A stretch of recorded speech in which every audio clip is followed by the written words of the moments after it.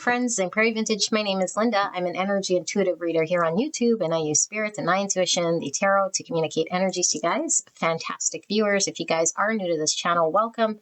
I'm so glad you guys finally found me. You guys might want to listen to the disclaimer, just so you understand how it is that I am channeling communication through the divine. And if you're your first time to tarot specifically, you'll want to go listen to that disclaimer. For those of you guys who have been here before, you know the spiel. There are 3 options to choose from today. We'll be looking at you versus the person on your mind, and we'll be looking at feelings and thoughts and overall energy in an A-B sort of format, you versus them. Okay, and then we'll be looking at the energy shared between the both of you guys and what's going on in the connection. And then we'll finish off with some advice from the divine. So I did want to do 4 piles, but this video would be very long, and I recorded this video and it was 3 hours long, and it didn't record very well, and the file was corrupt. So I gave up and didn't want to see this ever again. Although for some reason, here I am re-recording this. I sure hope it's not 3 hours long, but I don't know. If we feel like we've missed a collective grouping here, I might record one tomorrow, same you versus them. Okay, so if you don't find your pile here, then you might find it tomorrow. Okay, so don't force messages to fit, and you're either going to be person A or person B. It's up to you to determine which side you fall on. Sometimes it's difficult in these soul connections to identify which one's your energy. So you could sound like you fall on either side, okay? That could just mean you and your person are mirroring each other. And if you're not resonating with either A or B, then it's most likely not your grouping or not your pile. You can go check out another pile or check out another reading. Okay, beautiful souls. I do hope this reading resonates for all of you guys. You guys are all very safe and welcome in this space with me today. Let's take a look at the decks we'll be using, and then we'll get into your 3 options here. So for the tarot, we'll be using the Mystical Realm Tarot. And we have these 2 oracle decks that do not have a case. These on Etsy. I'll put a link to the deck flip-throughs that I have available in my playlist for those of you guys interested. A lot of these decks are in that playlist. You might have to search through and find what you're looking for.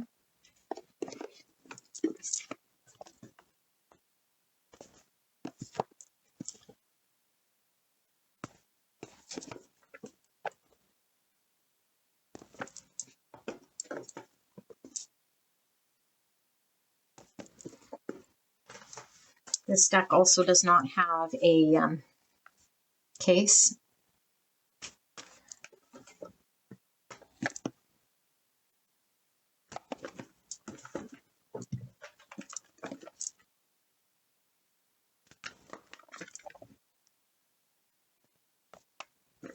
And finally, so beautiful angels, let's take a look at our 3 options, shall we? Option number 1. So you can select from the timestamp below. Option number 2.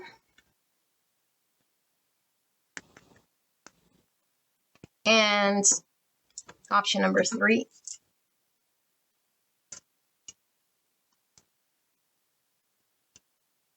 Okay, so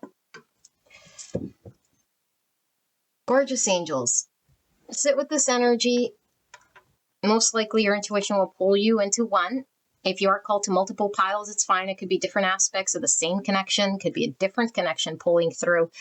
Let the divine sort of guide you, okay? Don't keep your mind closed where you're expecting to hear and see a certain thing, because you might miss your message altogether. And do not force messages to fit if they're not matching what's going on in your intuition. If it's information that's shocking and completely brand new to you, most likely not your pile. Okay, this is confirming your intuition. So I will leave you guys with these 3 options. When you're ready, select from the timestamp, and I will see you at your pick.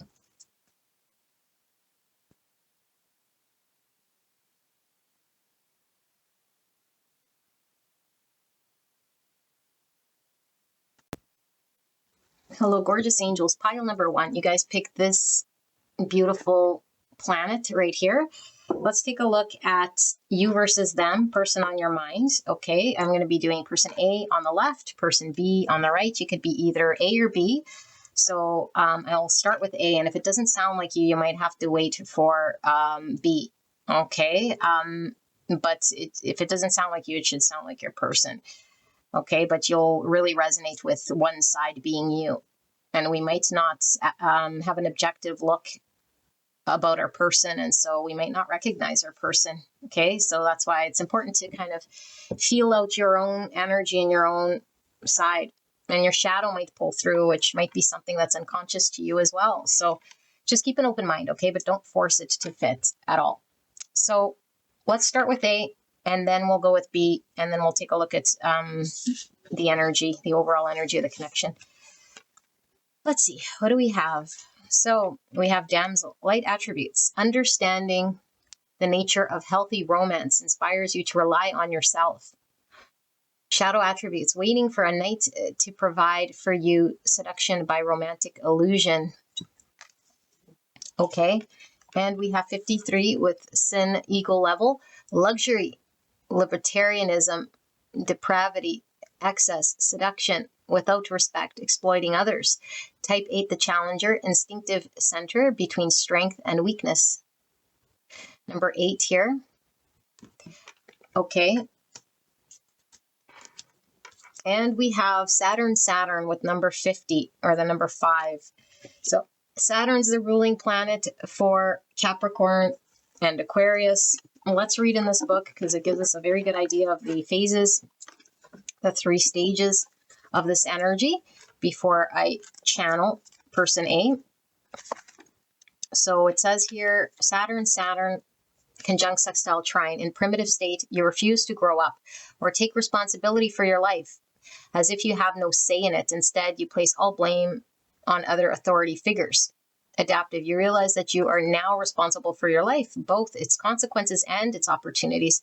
You get down to business and make your life work for you. Evolving, you have rolled up your sleeves and done your work.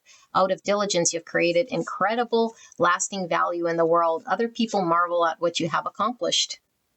In conjunct opposition square and primitive, you are blocked, hindered, and oppressed. 4 walls crush in on you with no sense of an exit. Adaptive, sensing that this particular impasse is temporary, you gain allies and helpers to help you figure out how to make use of this adversity. Evolving, you do not let any obstructions or detours derail your incredible sense of responsibility and maturity. Others are in awe of this. Okay, so we'll see what sort of state we're in. I'm going to leave this on top because I'm sure we'll connect back with this book in due time. So we have isolation. In solitude, discover your true self and connect deeper. So it says loneliness, solitude, and alienation. And a shadow card. And we have surrender, procrastination. Now is the time to jump on a goal instead of putting it off. Taking action will attract success. And we have the flame. Number 51, or the number 6. And we have divine union. You left every part of me untouched. I realize now who you are. Wow. Quite powerful. Okay, so let me tap into person A. Can you guys see? A little shadowy, but that's okay. So let's see.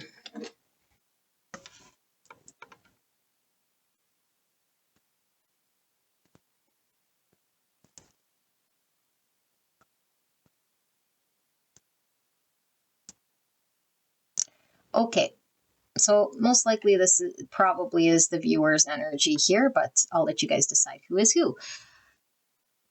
So depending where you're at in this journey, okay, this journey meaning how long you've been knowing of this connection and this person, we could have started the journey as somebody who didn't really understand our own power, understand ourselves, and we might have been outsourcing that to a lover to come and sort of provide to us a sense of fulfillment, a sense of value. And so I feel like there's a lot of outsourcing, really, and maybe a lack of really taking accountability for our own shadows and our own feelings. And so in this connection, person A feels or has felt at some point, maybe they still feel this way, not maybe seen or heard or valued, or a sense of there's a lack of fulfillment here from this connection, because person A wants to be appreciated and loved in a way that's going to make them feel a certain way. And so they're seeking this from person B. And so they might be realizing that they have the control here to uncover why it is that they feel like another person is going to bring them happiness or wholeness or value that they can't find within themselves. And so I feel like person A is uncovering this for themselves. I feel that this connection might have brought this awareness to person A to really take a hard, good look at themselves. I feel like person A might still be a little lost in matrix, meaning still sort of focused on this connection rather than looking at themselves from a more serious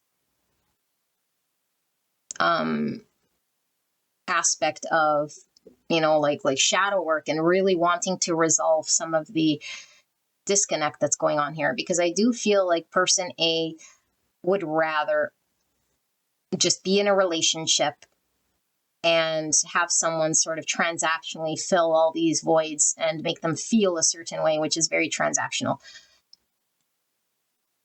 And so as long as person B is not doing this, person A will forever be disappointed and seeking maybe another relationship, maybe another person. And so this is something that needs to stop. Person A needs to really reflect on what's within them that is making them feel like they are missing some connection to the divine, that it can only be seeked through and searched out through someone else. So everybody is worthy of love. Everybody is worthy of being appreciated. But when an external person is acting in any way, it should have no bearing on the divinity within ourselves. And so person A shouldn't be rocked by person's B lack of interest or engagement.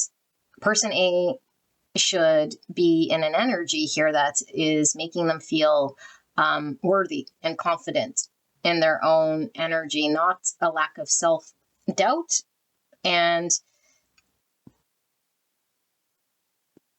seeking for some form of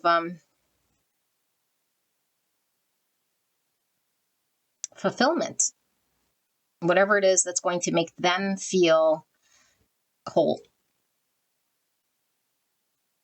So I do feel like person A still hasn't connected to that in which is within them. So this is why they feel maybe sad or disappointed or like lacking. And so I do feel like person A might be still hoping that person B sort of steps up or does something here, or they are prone to just going to look for someone else, which isn't the answer here, because they're being called to really go within and find divine union from within themselves, balance from within themselves, the light from within themselves, and take actual action towards that. Not thinking that they're different than anybody else and that they're going to seek this partner that's going to make them feel a certain way forevermore without them having any active involvement in clearing some of their wounds and some of their misconceptions and fears. and shadows and triggers and projections. So I do feel like person A is at the mercy of person B. They feel separation. They might feel abandoned. They might feel lonely or disappointed when person B is not engaged. And the divine is really saying, like, person A needs to understand that disconnect is coming from a sense of false sense of separation that doesn't exist, that only is there because of our attachment to the egoic belief or story of separation that has to be undone here. Okay, now it doesn't have to be, but either suffering or the ego continuously chases external validation, seeking through relationship, instead of being in a 9 pentacle energy, which is confident and full and fulfilled, finding love within self. Now, I posted yesterday on my community tab about what it means to engage with unconditional love and not transactional love. And so person A is still in a transactional love type energy, where even words of positive self-love and affirmation will not help person A, because person A might be the type that might say, okay, I'm going to put a boundary then because person B is not coming correctly or showing up. I'm going to only date people that do this, this, this, and this. So this is how they're accommodating and working through supporting their ego, supporting their dysfunction, and supporting this thing that's being patched up rather than deconstructed. Because the deconstruction of the ego is what's required here.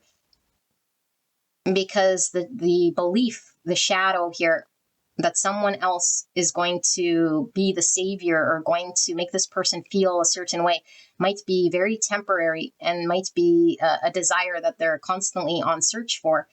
And yes, they might find someone that's transactionally okay for a week, for a day, for an hour, for 20 years, 40 years. But the point being, this journey is about reflecting back to person A, that it's not something that is dependent on someone else coming in to give to person A. Person A will find this from within because they are a divine light being, but they have to transmute a lot of their shadow, which is making them feel separate and lonely and disappointed and disconnected, especially, like I say, if person B is giving any energy of rejection. So person A is feeling like they're more helpless than they are here. And I feel like there is an ego here about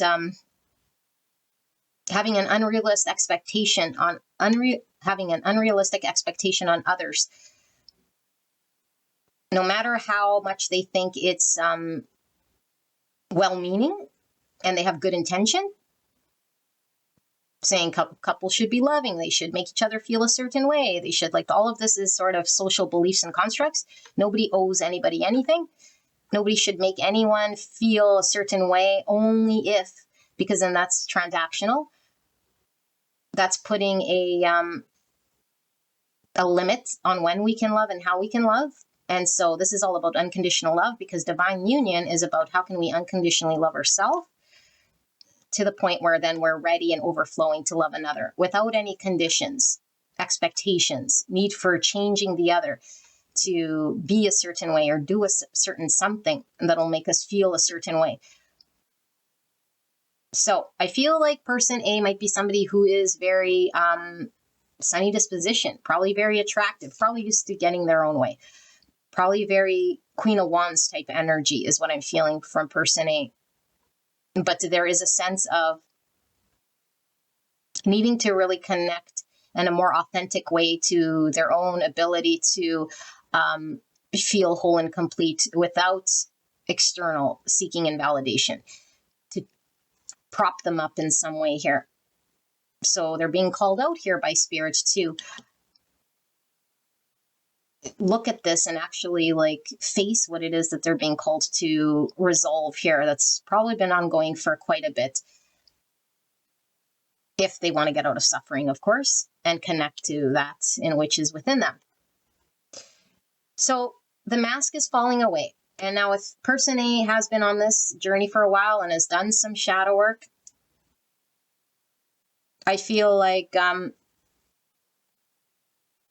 they probably wouldn't be in this type of a dynamic. So if you resonate with this being an energy of yours, then Spirit is asking you to look within your shadow, because there's still ego here. There's still a big ego. Okay, so pile 1, person B. Let's take a look at person B, shall we? We have scribe, light attributes, preserving knowledge and information, shadow attribute, altering facts or plagiarizing others' work. So this person could certainly be like a writer as well as confirmation. So we have number 9 with compulsion, ideal, ego level, harmony, tranquility, kindness, calm, comfort, adaptation, friendliness. Type 9, the peacemaker, instinctive center, between forgetting and asserting oneself. Compulsion, ideal, harmony. Okay. Number 9, Sun and Neptune. So Sun's a ruling planet for Leo, and Neptune's ruling planet for Pisces. Let's take a look at the book before I channel this person's energy. 9. So, conjunct sextile trine in primitive state, you are a manic, drowning in compulsions. Sorry, I thought we had compulsion here. Yeah, look, compulsion. Interesting. You are manic, drowning in compulsions and illusions, ready to compel, mesmerize, manipulate, and be worshipped. Adaptive. You are a mystic and dreamer who inspires and supports others to access their mystical, dreamy selves. Evolving. You are committed to selflessness, inspired by knowing you're one with everything that everyone around you possesses, a sense of spiritual transmission and wonder. In conjunct opposition square, primitive, swimming in a sea of delusion. You escape and fantasize to avoid all responsibility. You have no idea who you are. Adaptive, it's clear you don't know where you're going, that you feel a bit lost. You invite others to help you find your spiritual alignments so that you can be of service. Evolving, you are aware that there is much greater reality that you are a part of, and that you are a tiny bubble in a huge cosmos. From that deep mystery, you inspire others to know their part in something larger than themselves. Wow, okay.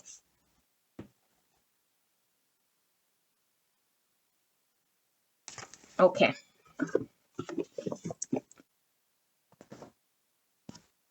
And we have, oh no, geez, sorry.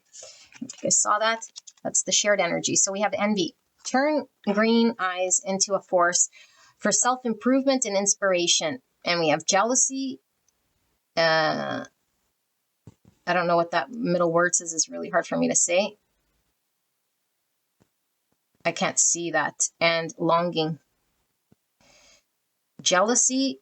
I don't know if you guys can see that. I need my glasses. Turn green eyes into a force for self-improvement and inspiration. Okay. And we have surrender obsessive thinking. If you're obsessing about a person or situation, turn the dilemma over to spirit. Doing so will help bring you clarity or even solve the problem. And we have apocalypsis. Wow. Quite chaotic energy here. So we have 64, or the number 10. This is all about transformation and endings. We have forever changed. You changed my life without even trying. The old me is dead and gone. Wow. And reconciliation. I've worked up the courage to ask you out on a date. Okie dokie. So let's take a look at this apocalypse, shall we? So you guys can get the energy here of this person before I channel.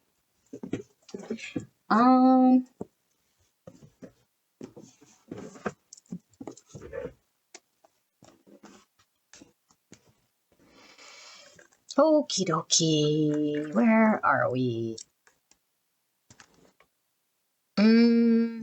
Starts with L. X, X, X, and oopsie, IV. Okay, apocalypsis. Removing the veil of deception. Apocalypsis indicates a particularly painful time, one that unfolds when two desperate dynamics occur simultaneously, pulling the psyche in seemingly opposing directions. The first is a lifting of the veil. This means truths that have been kept in the dark are revealed, seen, and unearthed. No matter how relieving it is to witness them come into light, an element of despair and grief follows. The second dynamic is the regeneration that comes from the wreckage of the revealed truth. The old narrative breaks and a new story forms. Apocalypsis energy is similar to a forest fire's devastation for the sake of regeneration. The veil lifts and we see who and what has been hiding from the nakedness of the truth. A child is born. Have faith in the process. Hold on to your center. That is the only way. When in light, the unknown becomes known and guides the way. When in dark, nihilism, fatalism, and hopelessness. So this is like tower energy, dark night of the soul energy, forever changed energy. Let me tap into this. Person B.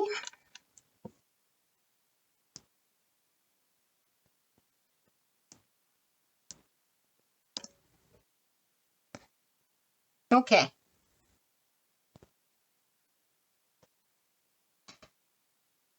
Person A has really impacted person B. Okay.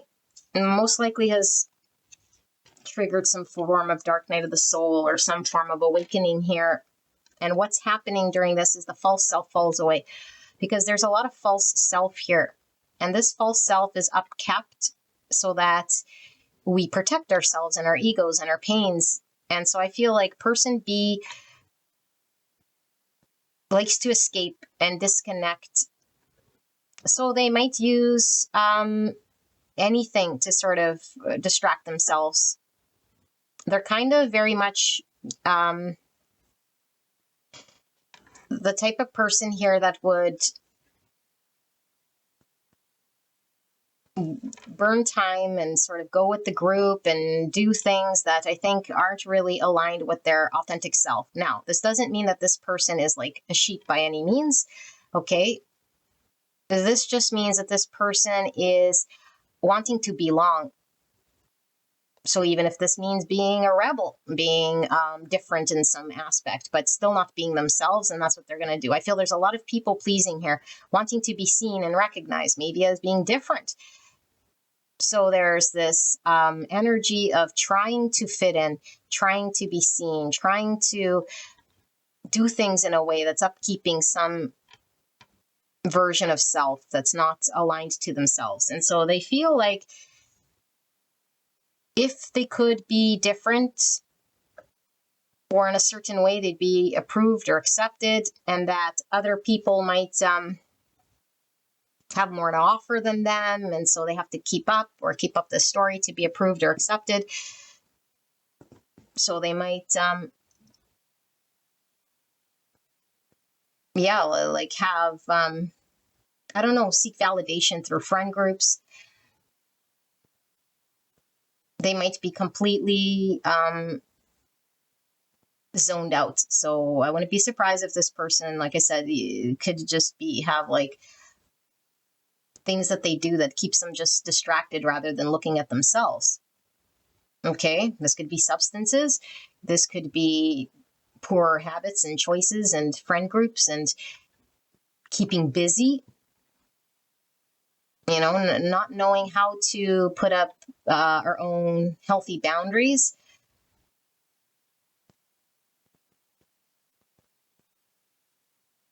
And I feel like this person's mask is having to fall away so that they could see their truest self here based on this connection. I feel like this person does have an unhealthy way of seeing themselves, because there's a lot of comparison and there's a lot of projecting what other people, how they see them, that they're this way or that way, or so they want to adapt and be approved. So they project that if people see me like this, and this is what I think, and then I'll act like that. Like there's a lot of that sort of energy rather than just allowing themselves to be how they are, especially to be approved or liked or fit in. And so if there is space or distance between A and B, it's like B wants to keep space between A and B so that B doesn't see this, the truest person that B can be, because I said B can be, because what if A doesn't like B? So they could certainly be, avoiding getting any closer or being all mysterious or upkeeping this charade or this illusion of who they are. But they do feel the intensity of the connection, and they do think about A quite a bit because there's a need to be approved by A.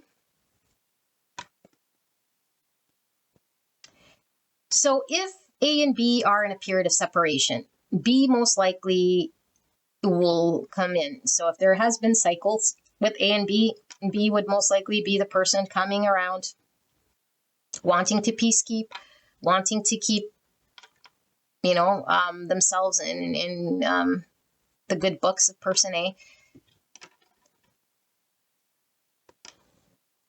Because I don't think that B wants to be seen as anything other than how they want to be seen as. And I feel because of the fact that this connection is mirroring back to person B, this way of being, I feel like person B is having to really sit in this and look at this and understand this about themselves, which could be quite devastating and like a tower moment, like their whole friend group, their whole life, their whole environment has sort of been a facade that's been catered to the illusion of who they pretended to be or lived to be in that mask. So it's difficult when we are attached to a certain version of ourselves that is not authentic, and structures put in place that support that inauthenticity. And then we upkeep that or try to tell ourselves why we might need it. Because just relying on our own authenticity is scary, because what if we're not liked or approved? Because other people might be better or have more. So there is a lack of confidence and trust in self. And there's like wanting to be approved, like doing what they can to be welcomed,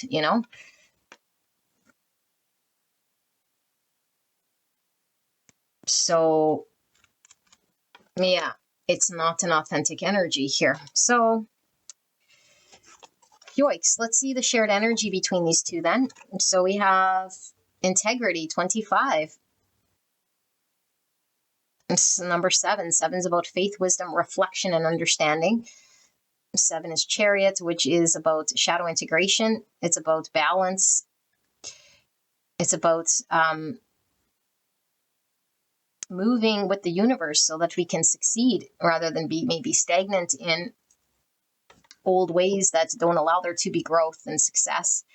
It's also tower energy, which I was really feeling a lot of tower from this apocalypse and this whole thing. So, and of course, integrity is finding our authentic self, not wearing masks. So they're both wearing masks, although very different. The mask that person A wears is one of, they might think they're authentic, but it's really the mask of a version of them that's hurt and outwardly seeking. And so they might look at person B like not being authentic, but that they have a need, that's real. But the masks are equally as masky. Okay, person A definitely has a mask here that needs to be shed. It's an identification belief that they have that they aren't capable of something, just like person B doesn't think they're capable by being authentic, that people would like them or that they would be fit in or be accepted. And so there's these belief systems. And so I contort myself and I manipulate things here at the expense of my true self sort of being masked up and not seen or even understood. And so there's a lack here because it will never really be fulfilled if it's always in the shadows. And with person A, it's like if I'm always outwardly seeking, I'm telling myself I'm not good enough or strong enough or capable enough, that other people out there are going to be better than me, that they could bring me this part that I'm missing, which is untrue. So there's a need to become integral in their own authenticity. So the energy of integrity supports our choice to be consistently truthful and honest while being guided by high moral standards. Yes. So 44, solar eclipse revolution. Interesting because we have this partial, I do believe it's a solar eclipse here at the end of the month, which could signify something for somebody here with maybe a shift in the connection if you're watching it at the time of the posting. But 44 is a master number. That's about integrity as a foundation, treating the earth as home and a temple, manifestation and leadership. So what is this manifestation and leadership? It's like driving from a place of integrity out there in the world with a sense of confidence. Because if we're lacking confidence, we wear masks. At the root of it all, if we're wearing a mask, we lack confidence in being integral and being ourselves and putting ourselves out there because we might fear failing or not achieving the thing that we think, or we don't think it's within us to be that. Meanwhile, we are that. So revolution, it's a big change in both of these people's lives to come head to head, face to face with another person wearing a mask in a different capacity. And so how this triggering works is person A wants person B to be some sort of check off their box. And person B has a big fear here of being themselves. And so they're elusive. And they're not somebody here who can be dependable as somebody here who is going to do whatever person A thinks they're going to do. And so there's this forever chasing, needing to be fulfilled, wanting to be approved energy between these two. Saturn, number 7 coming through again. So 2 7s. 77 is trust the fall and an adventure that arises from deep wisdom, trust of life and trust of self. So they need to trust self. They need to trust the divine flow. There's a lot of lack mindset. There's a lot of not trusting. And I feel like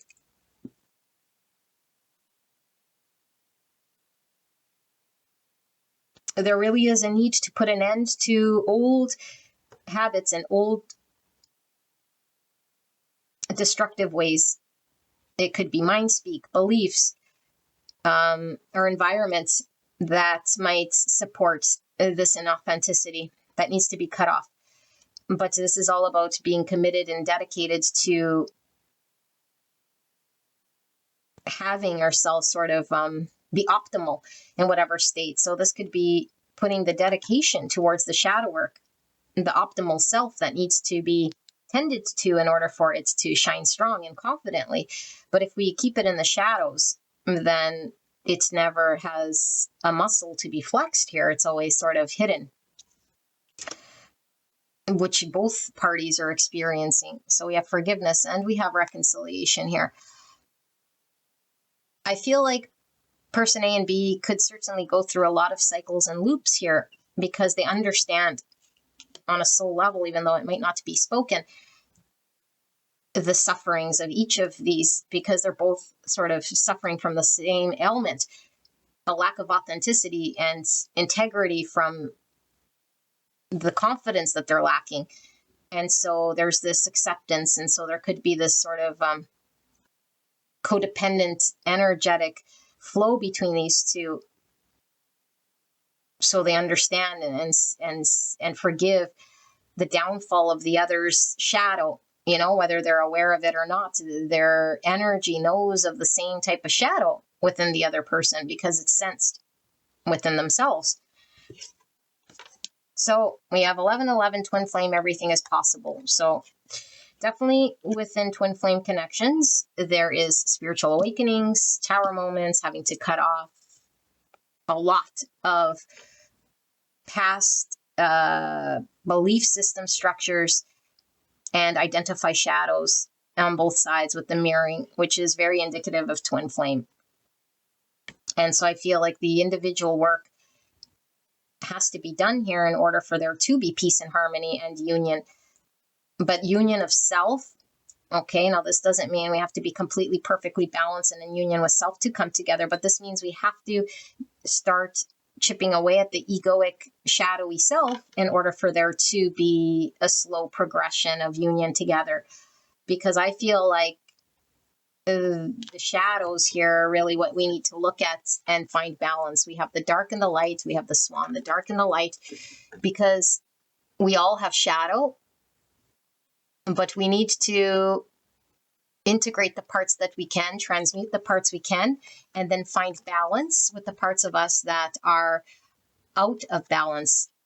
But the only way we can do this is to recognize our own shadow, or else we remain completely out of balance and at the mercy of our triggers and our automatic reactions. Because I feel like person A might be automatically reacted to be sad and upset and disappointed. But if they understood and were intimate with their shadow, then they'd know that it's their own inability to see the strength from within them that is creating this sort of disappointment, if you will. And person B is so wrapped up in an environment that props up this delusion that they have of who they think they are. That's not really them. And they cling to that a lot, And so maybe this is why they can't let go of that world they know, the friend they know, the community they built, or that thing, because it props up this. And so there's an attachment to it, and this needs to be deconstructed. And when we do this, it's very scary, because then we're left with what? We don't know, because we don't know what our authentic self is. We'll be forever something different here, and it'll never be sort of the world that we knew. And so we cling to it more. So let's see what the tarot has to say. Pile number 1, and then we'll get some guidance and some advice. Spirit, clear and concise message here for pile 1. What does pile 1 need to know then about this divine connection that we're tapped into here? Can we dive in a little deeper? What needs to be understood here by pile 1 in regards to this connection? Clear and concise message for the greatest and highest good of pile 1. Please protect me and the viewer as I channel this message for the greatest and highest good of pile 1. Thank you so much, pile 1, for allowing me to tap into your energy, the energy around you at this time. I'm so blessed to be here doing your reading. I will be taking reversals, so let's see. We have the High Priestess, Pisces energy, clarified by the Page of Pentacles. So a highly spiritual connection. That's a potential. Potential is definitely felt of what this connection could be. And we have the Page of Wands in reverse. So challenge in moving this forward. Potentially even challenge in communication, because if one's not authentic and the other's not authentic, how can we have an authentic conversation? We're not communicating from the authentic place. Therefore, all communication is sort of no communication. It's just filler, because there's no sense of authenticity that's being flowing between these two. Justice, Libra, a need for, like I said, the dark and the light to come into balance, individual balance. So this connection certainly can feel completely out of balance. And we have the Magician. Wow, look at that. High Priestess and Magician. That could certainly be divine counterparts. Very powerful, very spiritual. One's matrixy and one is out in the ethers here, in the spiritual space. Yeah. So this could definitely be supporting this twin flame sort of energy. This divine feminine, which, again, it's nothing to do with gender, it's all energy, could certainly be this high priestess energy, very in tune with the spiritual side of this connection. Very connected, could be very psychic. There's a lot happening in the 5D here.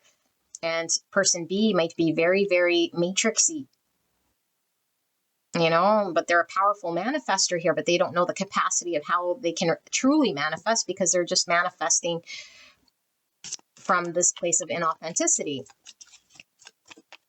So why is this Page of Wands here? 9 of Wands. It's the wounded warrior, defensive. So, of course, if we are up keeping our shadows, we're going to be a little defensive. We don't want people close to that because we could get triggered very easily. So I feel both people could be triggered very easily by one another because they're still holding shadows very strong. So this is probably why there's on again, off again, or just a sensitivity here. Maybe there's a lot of sensing that we might trigger each other, or there might be a lot of arguing, but it could just be a silence felt defensiveness because we don't want the other to see your truest self. And so it's like a reflex mechanism by the ego to protect that shadow from being seen because we believe ourselves to be authentic, but we're really not. And then we're disappointed or let down or engaged in a way that shows us something that we don't want to see because we want to believe that our inauthentic self is right when it's not necessarily true. So I feel there's a lot of defenses that are up. I feel like both parties could be very, very tired because it's tiring up keeping a charade like this. We get very exhausted, especially if we're seen from our divine counterpart. And then we got to upkeep the walls a little higher, the fences a little stronger. Hangman. So I need to change our perspective of how we see things and connect to the divine in a way here that allows us to understand ourselves differently. So I feel the ball is with pile 1 in regards to understanding what this union is about. So pile 1 can really transmute a lot of this in authenticity and see this connection differently than maybe they have, because maybe the way they were seeing it as the imbalance has been this person's lacking or not giving or needs to shift. And they, I don't know, whatever they felt that they were doing was right, when in fact it's about this balance, not this balance. So person A needs to get into balance, needs to do shadow integration. They don't need to do anything, or they could just be suffering and upset and searching for transactional love if they want, or they could do this transmutation of energy and find balance from within, the masculine and the feminine, shadow integration, connect to the divine here. So the person A's intuition could be completely mixed with their fears. And so what person A is manifesting is a mixture of fears from the inauthentic self when their intuition is trying to guide them. So the intuition becomes very clear when the authenticity is remaining, when the fears are seen through. Okay, and so I feel like this connection hasn't really been able to move or progress here until this is sort of dealt with, until there's balance and harmony here. So there can be something moving, but I feel like it is stalled. And if there, like I said, is a no contact or a separation, then there is potentially a reconciliation on the table. But I feel like maybe both people are defensive for now. They're gaining their bearings. They're having to maybe take a look at their own self in some regard before coming together and maybe repeating another cycle here that might be a little more evolved than the last cycle, but still projecting with their inauthentic self onto the other. So yeah, King of Cups. So King of Cups is Cancer, Scorpio, Pisces. So strong Pisces, Virgo, Gemini, and under that, the Ace of Pentacles. So there is love here, and I feel like love isn't enough to move things. So this is what the potential we see. It's like there's a seed of potential. There's something that we could experience in the 3D world, but it just sits sort of as an energetic thing right now, as love out in 5D. And all we're manifesting is more of the support of the inauthentic self. So as long as person A keeps chasing and clinging and trying to outwardly source their happiness, they keep manifesting that sort of a dynamic in their world with B or with anybody else, without maybe that, wanting to be what they want. They want to experience the manifestation of the potential, but they won't be able to do this in the energy they're in. They have to look at this inauthenticity and do something about this so the manifestation can be different, because they'll forever experience disappointment, lack, not good enough, and devaluing themselves in some way, feeling like they're not getting respect or being appreciated. And so this is the energy they're putting out into the universe. So remember, like I said in my community post about, that doesn't mean now all of a sudden I do positive affirmations and pump myself up, because all we're pumping up is the inauthentic self. And so we start to manifest more of that inauthenticity and still being unhappy because we're still not touching the authentic root of what we need. So we need to really burn it all down. And all that's left is the authentic self, so that the manifestation could be something that's pure and real, not through boundaries and covering up, and saying, oh, B can't fulfill me in that way, then B is lacking this and that. It's all in balance with B. I'm going to find someone that's more balanced, that can balance out my inauthenticity, that can balance out this deficiency I have that I'm keeping alive in my mind. They might not say it like this, but that's what the energy is saying.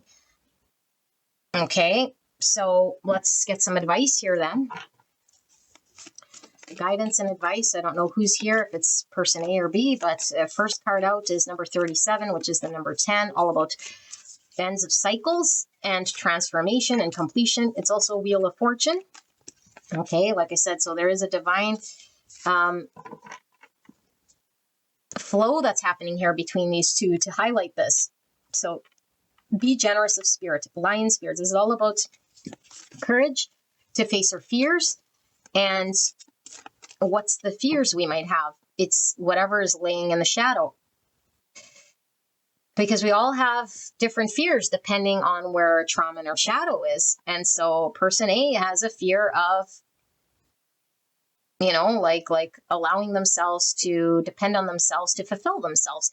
And so they don't want to be alone. And there is a need to control outcome. There is a belief of scarcity here that it doesn't necessarily exist. And so they have to trust the divine, that what they give is what they receive.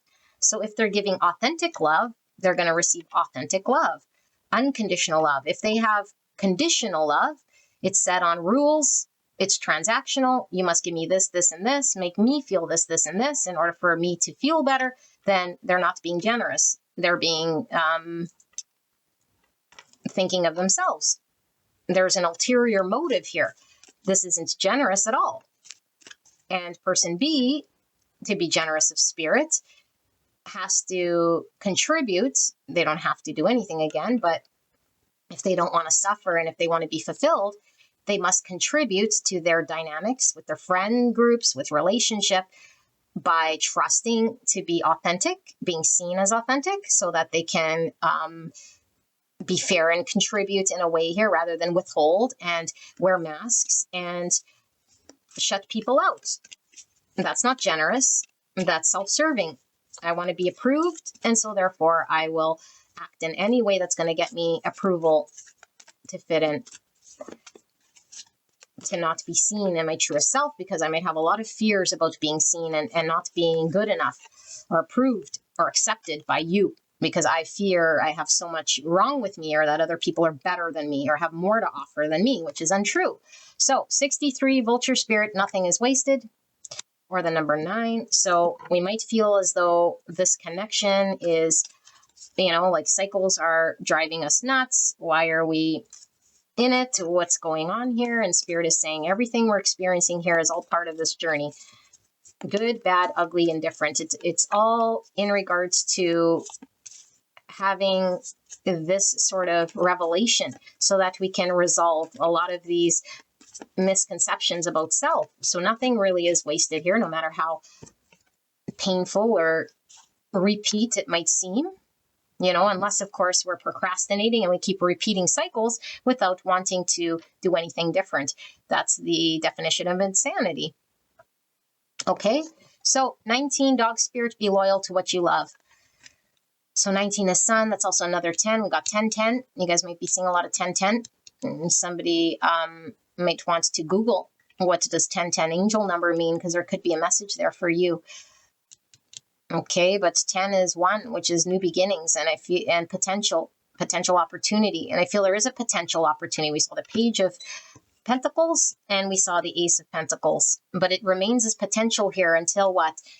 Until we're actually loyal to the truth here, to the integrity, not to the false self, and paying homage to the things that support that false self, because then we're discrediting and not being loyal to ourselves. So this is like we keep choosing things that are telling us that we're not.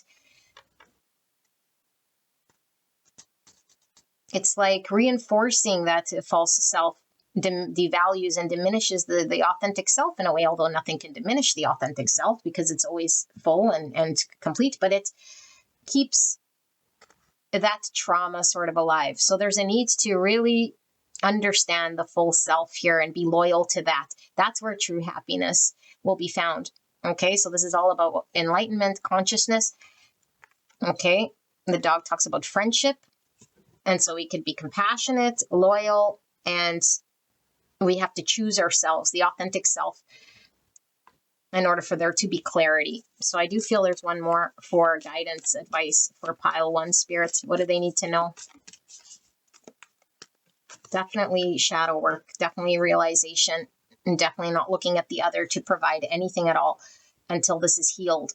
And then they can work with other people in a healthy manner. But they're putting the cart before the horse. I'm specifically talking about person A. Okay. Badger spirit, be fearless and bold. Number 4. So 4 is about stability.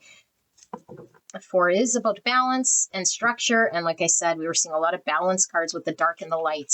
The balance of self needs to happen. Each person needs to integrate parts of the shadow here that's driving the show before they can sort of find balance in this partnership, which is going to take a lot of courage. Be fearless and be bold. And be the devil's advocate. Do something here that we might not want to do. Be seen for who we truly are and let our authentic self come out. Detach from the connection if we must, in order to stand on our own, rather than seeking and clinging to an external person to date or to fill the void with not wanting to be sitting with ourselves. So we got to sit with our own emotions. We got to sit with our own energy and be comfortable with ourselves. Can't keep filling every pocket of time with other people and things to worry about so that we don't look at ourselves. That takes courage and strength to sit through that discomfort until we flush this out. Okay, so pile number 1, this is your reading. I hope this helped you, and I'll see you at the next one. Bye-bye. Hello, beautiful angels. Pile number 2. I hope to God this is recording because I'm very exhausted. So pile 2, you guys picked this beautiful ball sphere. Let's take a look. I'll put it right here. Let's take a look at what's going on. So we're looking at person A versus person B. You and the person on your mind.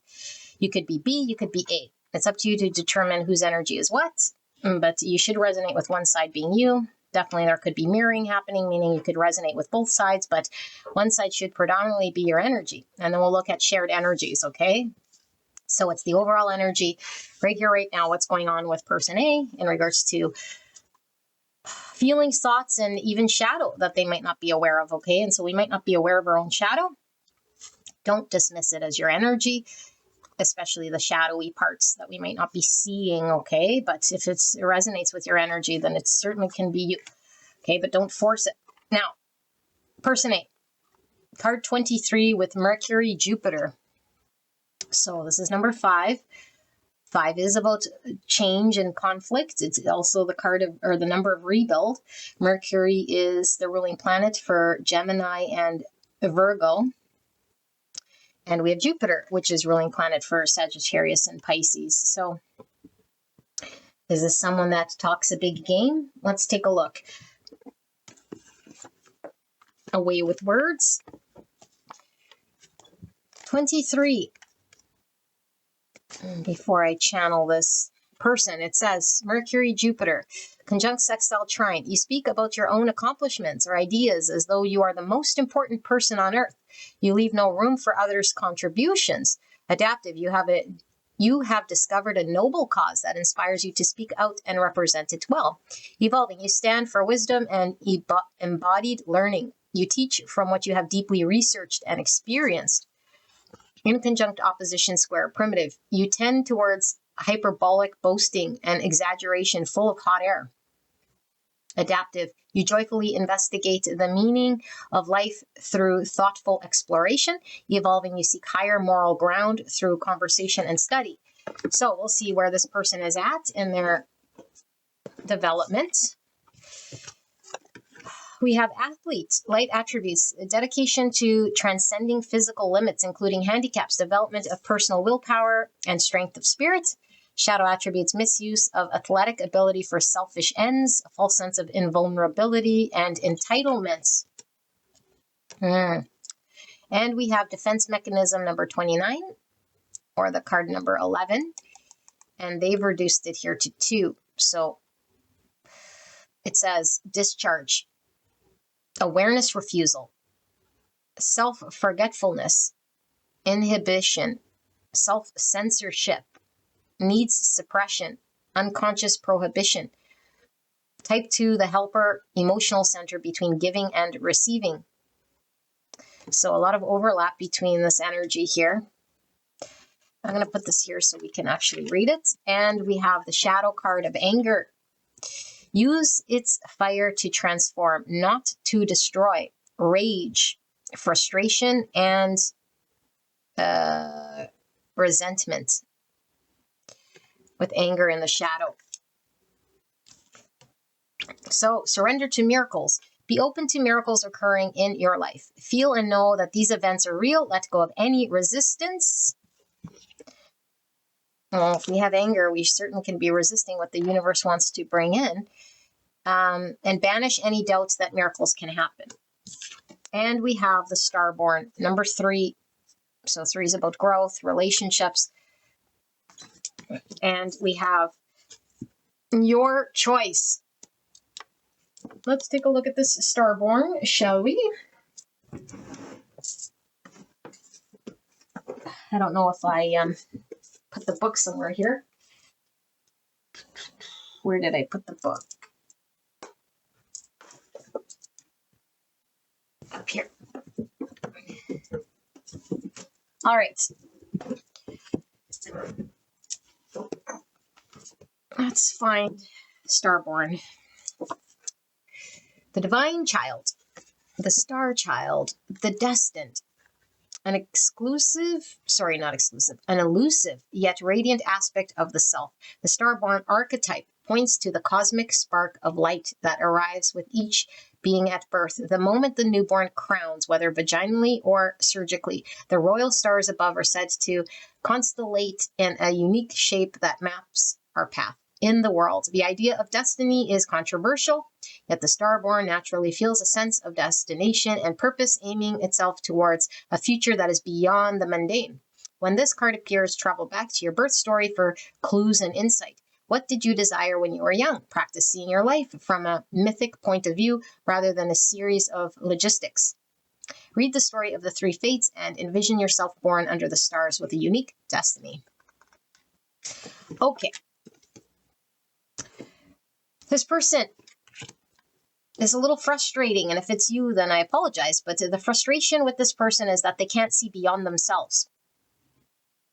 Okay? Because I do feel there's a sense of entitlement here. And I do feel there is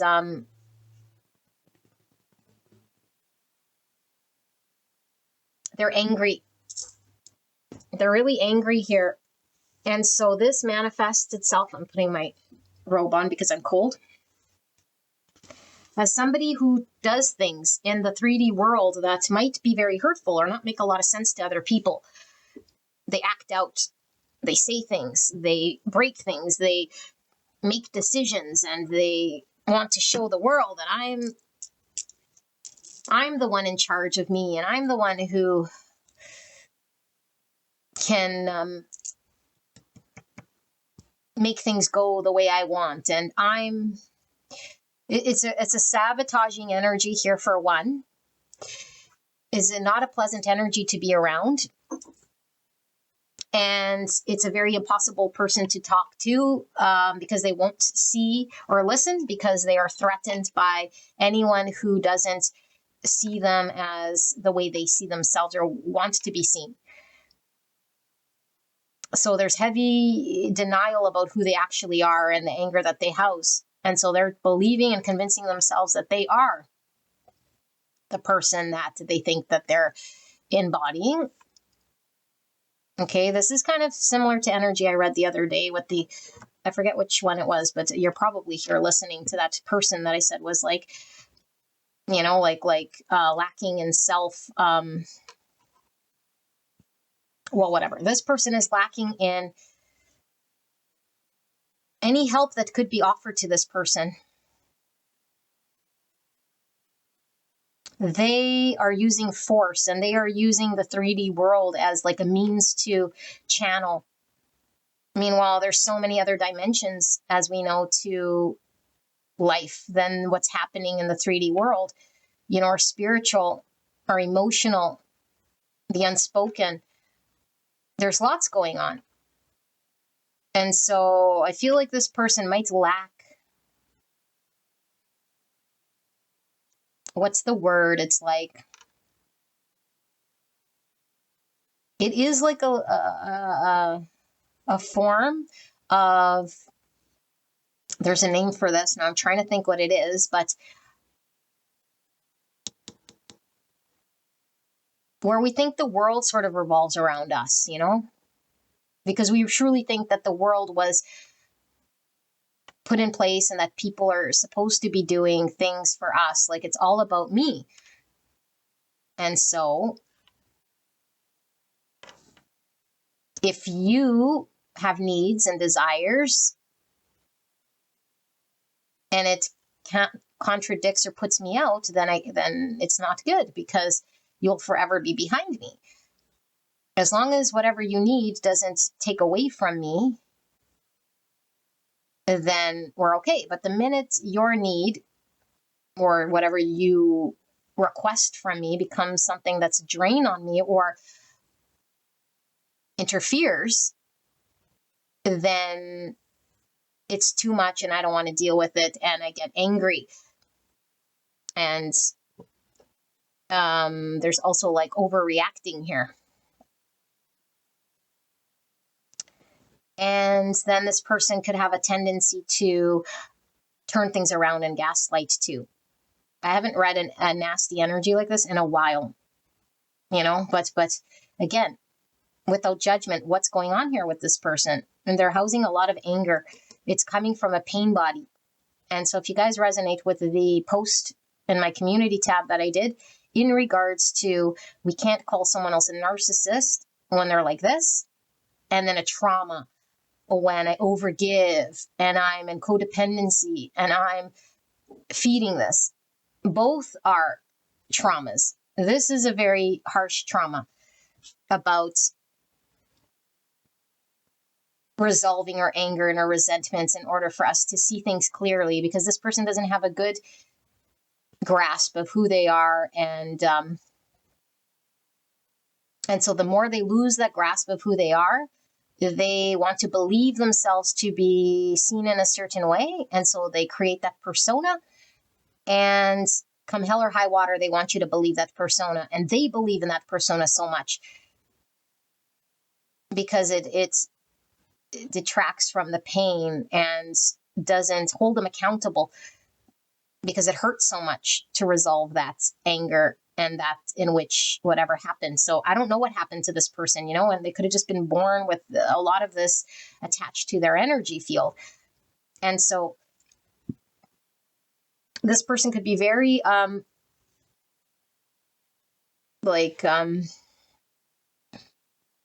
cynical to the point of creating their own misfortunes.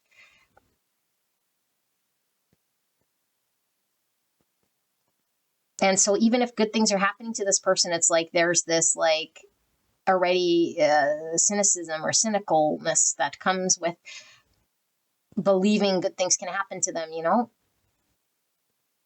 And so they're highly defensive, and they're so unconscious because they truly believe that other people are seeing the version of them that they're projecting out there, and that everyone's seeing it in that exact same way. It's like, you can't be that full of yourself that you think everyone sees you from your own eyes just because you want it to be, And I do feel like this person might have, came through in the other reading that's pulling through here again for confirmation, like a cause or like a main outlet that they use to make themselves feel valuable. So whatever they use as that, like if they have like like I said before, it was coming through as a, like they're an advocate of something, or they, I don't know, maybe they're a freedom fighter, or they fight for people's rights, or they advocate for some cause, and it gives them a sense of purpose and makes them feel, that's that feeling like we're doing a just cause here, something greater than ourselves, which makes us feel good. But it's overcompensating here because there's a lot of feeling bad about self. And so I give more to this thing. And so I pump this thing up. And so the more people see through the illusion of me, it's like, but it can't be, because look at this wonderful thing that I'm doing that's so selfless here, like saving the whales or freeing people from their imprisonment here. But it's nothing to do with selflessness. It has all to do with trying to overcompensate of some lack of self fulfillment here. So this person needs to definitely, well, they don't need to do anything, but if they don't want to suffer here, really first start with resolving this anger, because this destroys relationships. It destroys people that wants to spend time with them. This destroys everything that this person is involved with, because I feel like over time, this person will destroy even things that belong to them because they feel they're unworthy of those things. So they have a hard time maintaining good things of value. So they certainly can have a very chaotic, destructive environment, and blame circumstances. Wow, that is quite the energy. So person B, spirit. So we have guide. Light attributes represents the nature of the divine in life and in yourself. Shadow attributes places financial gain and control over imparting spiritual insight. We can already see some sort of reason why these two are sort of commingling here. And this person has a guiding light, is probably very selfless, and very spiritual. And so can probably see the divinity here in this person. Very empathic, even, most likely. So we have essence 101, freedom, liberated, artistic creativity, independence, free will, autonomy, emancipation, and open self-expression. Type 2, the helper, emotional center between giving and receiving. So this person understands this part of independence, autonomy, free will, and sees that this person has this sort of part that might be highlighted in that advocacy that we were seeing, or that part of this person that has very strong conviction about something. I might really draw in person B, but there's all this other dysfunction happening at the same time. Okay, so we have number 11 with Moon Mercury. Yeah, very spiritual with 11. So look, Mercury, Mercury. So these two people have a way of understanding each other, whether it's just energetically, it's through some form of expression of energy that's shared. So Moon and Mercury, there's some allusions to communication here. Let's see. Oh, why am I looking in this book? That's not the book. That's not the book. Listen, Linda, get your books in order. Okay, 11.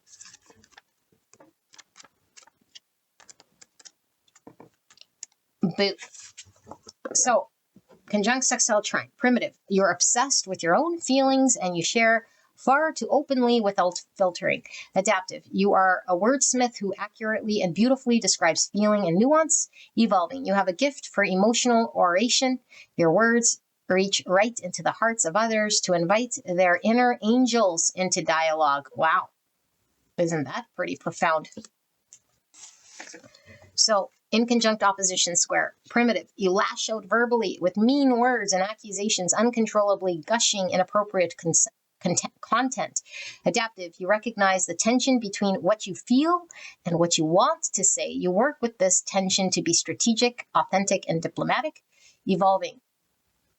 As you commandeer language and emotion, you become ever more enthralling and motivating. Your verbal mastery draws you to bring your gifts to higher and more noble causes. So I do feel this person could certainly be in the more, evolved states, but no matter how healed and evolved, no matter how evolved we are in that, are we healed enough to understand that we cannot interject and heal others? So there might be this understanding person B has of their own power, to create impact. But they can't just go creating impact in someone's world who doesn't want to be saved or doesn't have it within themselves to save themselves. So, insecurity. Your worth is intrinsic and unchanging. Doubt, uncertainty, and anxiety. So there's definitely some worthiness here that's needing to be transmuted because they are involved in a dynamic like this and might feel that this is, what they're worthy of here because there's a lot of insecurity. Beautiful angel, this isn't good. So surrender worry. Make a commitment not to lead an anxiety-driven life. When worries arise, breathe them out of your body. Focus on the power of your heart and have faith and that spirit is guiding you always. So a beautiful soul here that needs to know self-worth. And the womb, 46, or the number 10. So divine feminine energy. And divinely guided. Wow. Wow, wow. A lot of wow. So let me channel this person here.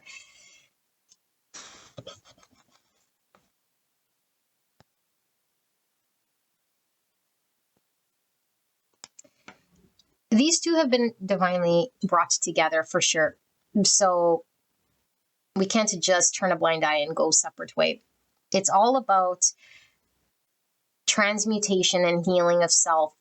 So the spiritual contract of these two souls, regardless of what the dynamic is, whether it be karmic, whether it be twin flames, whether it be soulmates, whatever the case may be, although soulmates don't generally have this sort of intensity to it, this to me seems like it's very twin flamish. It could be karmic, but it feels more twin flame, maybe karmic. I don't know. I'll let you judge it. We don't have to label it. But point being, there has to be, in order for there to be less suffering, progression in our own healing, so that this loosens the reins of what's going on here that has a tight grip, because these two might be tightly sort of gripping to each other. This is fight, or flight mode, right? Because we're living in this state, although we might not admit it. And so here comes this person. And so we cling to this person for dear life because we don't have it, according to us, within us to bring all of this beauty that person B has. And person B definitely doesn't know their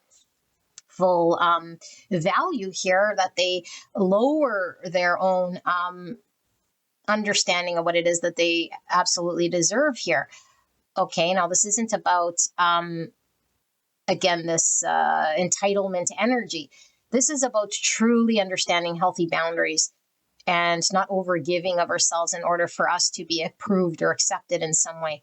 So I feel like person B is learning a lot about trusting themselves and not overgiving, and understanding how they can healthily work with people who are traumatized like this without breaking themselves. And so I feel like there is a lot that person B can offer, but they can't offer things that other people are receptive to receiving, nor can they offer things to the point of losing themselves. And so this is the balance they have to find. And this is all stemmed from a big shadow here of knowing their own self-worth, that their self-worth is not going to come from how many people they heal or how they can change this person or whether this person gets broken out of jail, their shadow jail, whether they can heal this person's anger. They got to be nicer. They got to be more adaptable. They got to be more loving. They got to be, no. This person can be compassionate, but they have to be compassionate to themselves. And I feel like there's a lot of not knowing the true divinity within this person. And so I do feel this person's a healer. I do feel like this person could be a mentor and definitely like a guide here, but we have to resolve whatever this is here, because this isn't something that is going to allow this connection to elevate. It's going to keep things very stagnant and stuck. So I wouldn't be surprised if we see stuckity stuck. We'll see. Maybe there's been a lot of work done. Maybe there is some realization here, but overall, this is the dynamic we're seeing. And so as A kind of leans away, knowing that they're pulling B with them, B sort of gets pulled into A's drama.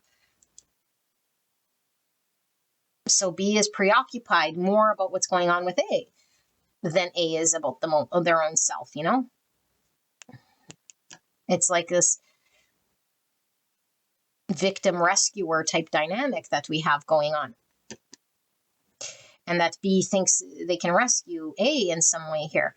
But A doesn't need rescuing. I mean, they definitely need help, but they don't need rescuing if they don't want it. They're choosing to live this. Your choice.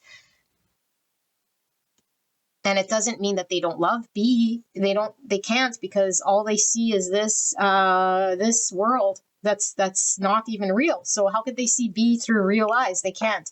But at the same time, because it is divinely guided, I feel here there's a difficult lesson, because it's not like B can just close the door and go mosey on to the next connection. They have to understand and look at this whole thing and transmute a lot of this part that is creating this insecurity in themselves. And that's why they're in this dynamic. So let's see the shared energy.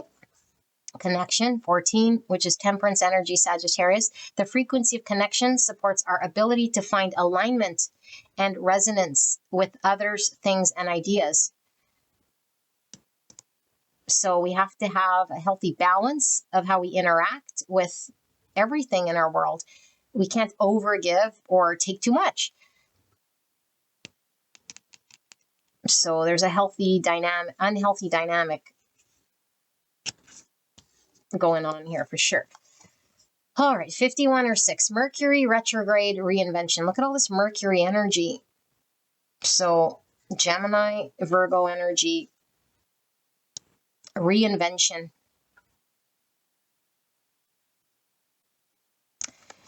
Both people are having to really push themselves in order to overcome a lot of the stuff that has them really stuck in how they are and how they connect with connection. The connection to others and the connection to themselves. And so I feel like person A has a very dysfunctional connection to themselves. And I feel that person B has an unhealthy connection to others which they take back and reflect it as a mirror of their value, which is not true. So autumn, this is the energy of things falling off, dying off in order for there to be a rebuild, reinvention. Okay, we have the number 19. 19 is sun energy. That's all about consciousness, enlightenment. So a mixture of sun and death I'm getting. So I'm getting Leo and Scorpio. But what is this then? This is about being very clear, removing any moonlight from how we're seeing things in order to release what doesn't work, what is rotting, what needs to be cleared in order for there to be new. We can't hang on to what doesn't work. There's a lot of rot happening here, you know, ways of being that is starting to smell. Oh my gosh, that's totally tying back to that other reading I did. This person is starting to smell, you know, where people aren't going to want to be around this person at all. It's a rotten type energy and attitude. And again, it's not judging this person. It's this person might have to hit rock bottom in some way, but there's a need to release and see clearly. And I feel person B really needs to see and put on their clear eyes, because it could be definitely releasing this person is what's required here, but definitely working on their misconception that they have here about their own value and their own insecurity. Starting over, look at this reinvention and this autumn.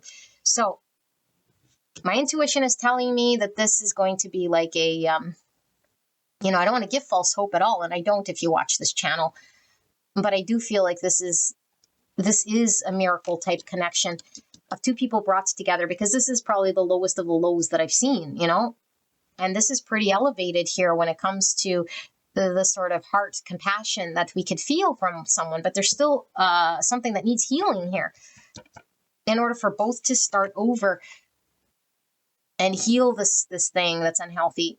And that's why these two are brought together, to really harmonize, you know, but not to be codependent, not reinforce the other person's trauma.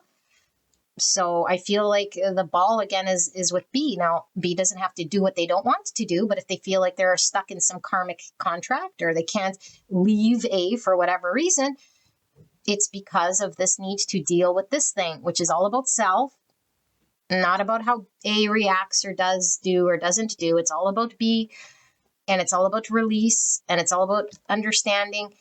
So there could be a shift in this dynamic, because I assure you, if B does this, A will have a shift, because they will sense the energetic change of whatever B releases, because the energy has to shift here. Okay. And retrograde is an energy of backwards, you know, like backwards review. It's not progression, it's regression. And so this is why I'm saying, like, sometimes we have to hit rock bottom or really regress in order to progress. We have to descend before we ascend. But if B is not letting A fall or fail or come crashing down, then they're prolonging this state of stinkiness that needs to go through the process of transformation that's going to happen. The decay needs to turn into soil so that something solid or can be remaining in some way. But there's a lot of decay happening here, and we're prolonging. Ascending. Yeah, lots of ascending, because this is really about becoming the best version of us. And we can't ascend and build on shadows and inauthentic self and trauma. We only ascend once we peel back the layers of what's not us, and we really transmute a lot of the egos and pains. And so I feel like person B, if not already, needs to focus on their ascension and healing this part, because this is a big shadow part of this insecurity, which they might be aware of, but it's very difficult to overcome.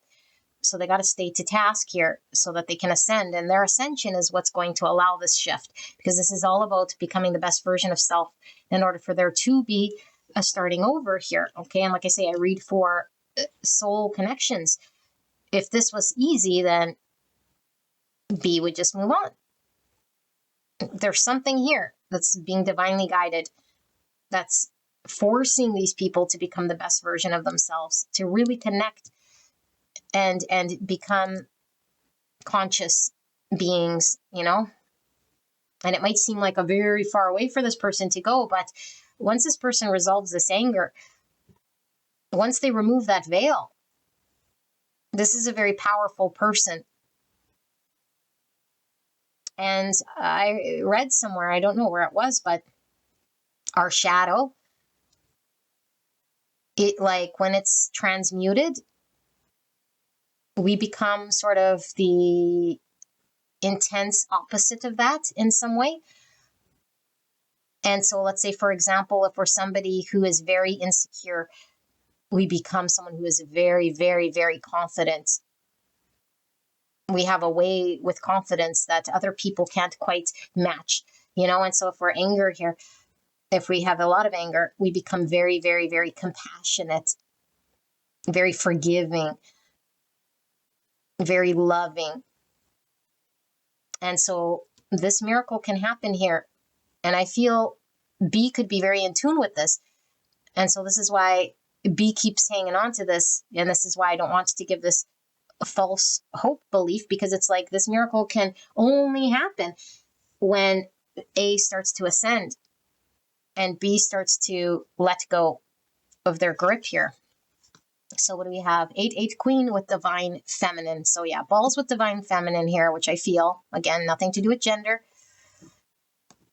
And it's all about her leading the spiritual journey, doing what she can to heal.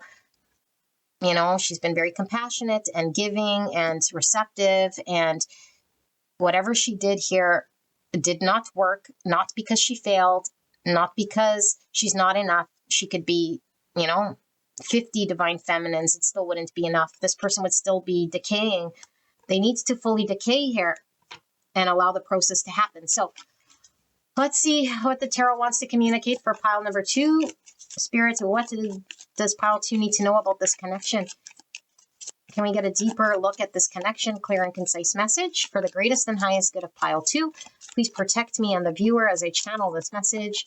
Thank you so much, spirits, and thank you so much, pile 2, for allowing me to tap into your energy, the energy around you at this time. I'm so blessed to be here. I will be reading reversals. So we have the Hangman, Pisces, and Page of Pentacles. Both of these came out for pile number 1. So a Hangman, enlightened perspective, see things from a different point of view. Page of Pentacles and the Lovers in reverse. So again, we're getting that divinely guided energy here. Block. Okay. Gemini energy. Why is the Hangman here, spirits? 5 cups. Why is Page of Pentacles here? We have the 4 of Swords in reverse. Why is this Lovers in reverse here? We have the Ace of Pentacles. Also came out for pile 1. Potential sitting there in the ethers, ready to be realized, but both parties have to jump on board. So, King of Pentacles, Virgo, Taurus, Capricorn, and the Queen of Cups in reverse, Cancer, Scorpio, Pisces. Definitely over compassion, over giving. Okay, so what's going on here? A lot of repeats, so I'm not going to repeat myself, but this does confirm a lot. Person B is over giving here. Person B needs to understand what it means to have an unconditional love, but also have boundaries. Not let their emotions sort of run them wild here. Okay? We could definitely be compassionate, but we need to understand what it means to be unconditionally loving of self.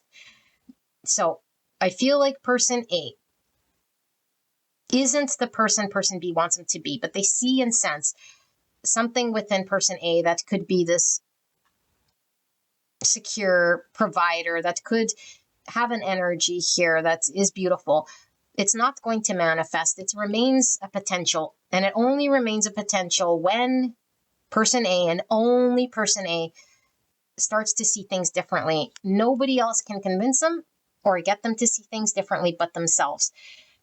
And the only way they can do this is through loss, unfortunately, and suffering. Okay? This doesn't mean that B is going to play games. And if you've been here at this channel, you know that I don't do this. Oh, leave, and then they're going to realize they lost, and then they're going to want you, so play these games. No. Person A is going to focus on their own self-love. Person B, if I call this person A. Person B, oh my goodness, Linda. Listen, Linda. Person B is going to focus on their own self-love. Person A is going to feel person B pulling away energetically. They got to sit with themselves. They got to feel the impacts, the ramifications of their own actions. I do feel person A has a lot of love somewhere in the ether sitting as potential, but they can't connect to it because remember, they don't even love themselves. This is self-loathing energy. So there's a lot of healing that needs to happen. There's time apart that needs to happen in order for there to be this revelation. It needs to be marinating long enough for the decay to happen. So I feel like separations have been too short, where there hasn't been a full healing, time for reflection. Okay, and so I feel like there needs to be an acceptance that yes, there's potential, but it just will forever remain potential unless A resolves and has enough time to deal with whatever this is on their own, because B's done everything that they can here. This is a divine union. This can open up. This could be a miracle and a blessing. Okay, and if person A truly feels they resonate with this reading, trust then that the divine's not going to leave you blind.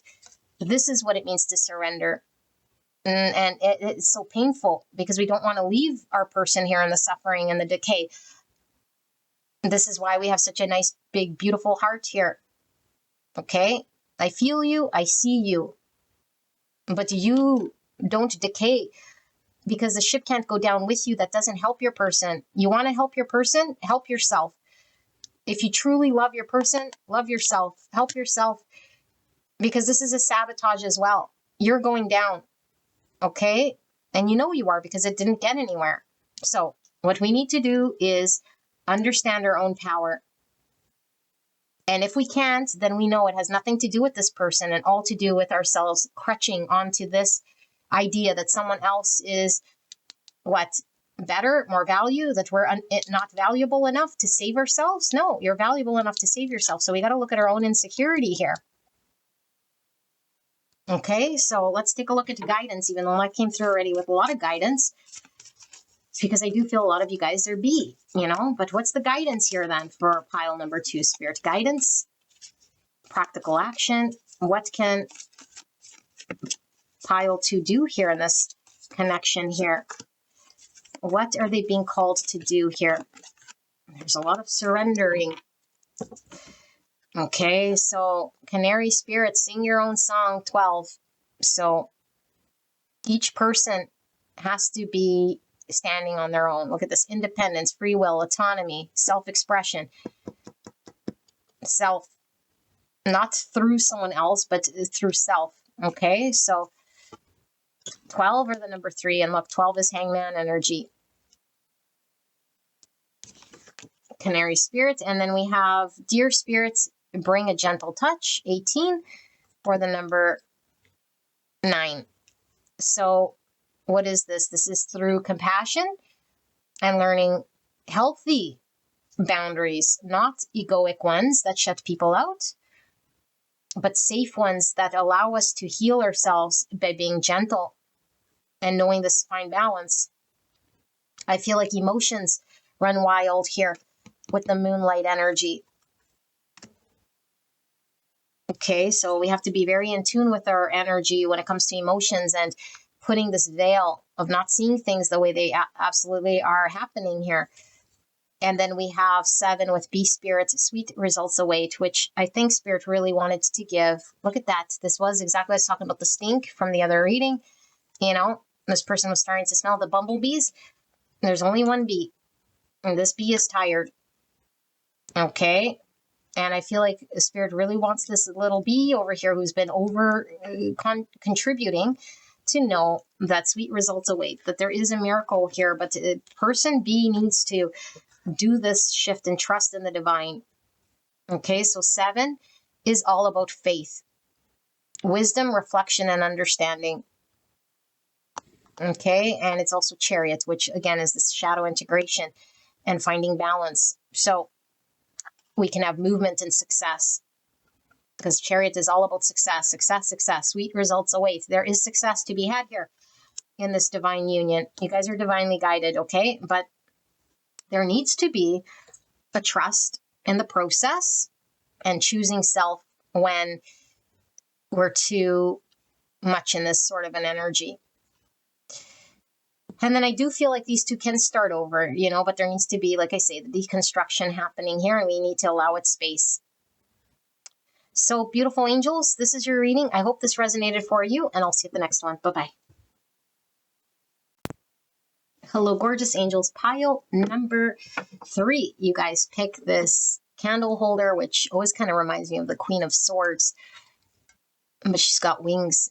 So Queen of Swords meets Temperance. So, beautiful angels, pile number 3. What are we looking at? We're looking at person A versus person B. You versus your person. You could either be A or B. I don't know which side you're going to fall on. You must resonate with one side sort of being your energy for this to be your reading. Okay, now you can resonate with a mixture of sides. If you and your person mirror, it might sometimes overlap here. Okay, but you should resonate with a part of the energy here that speaks to you. Now, we will be looking at shadows as well, so we might not be very conscious of our own shadow. Okay, which means a lot of it sounds like us, and then all of a sudden it's like, oh yeah, that's not me. It's like, well, it may be. If it's in the shadow part, it most likely is if the rest of it sounds like you. Okay, so don't dismiss it, although don't force things to fit. If it's not your pile, not your person, not your story, then it's not for you. Okay, I'm not here to tell you what's what, but shadow is very difficult for us to tell, and most times this is why there is turmoil, because we're needing to heal shadowy parts of ourselves in order for there to be cohesion and flow. So let's look at A versus B. Person A. Child, nature, light attributes, friendships with animals, communication with nature spirits, shadow attributes, tendency to abuse animals, people, and the environment. And I always say, when anything comes through with abuse, I do not endorse any type of abuse. I don't condone any type of abuse. If there's any emotional, physical abuse happening in your connection, do not do anything here that's outside of reaching help, supporting yourself, getting empowered, okay? I'm going to read energy the way it is. If there's abuse going on, then there's abuse going on, and it is what it is, okay? Meaning that's what the energy is. I'm not going to change it. So, surrender to passion and get out of your head and feel the fire in your belly. Focus on the people or activities that ignite your passion and let it flow. Wow. And we have defense mechanism 30, ego level, with identification, resemblance, similarity, mimicry, comedy, seeming, chameleon. Type 3, the achiever, emotional center between appearance and authenticity.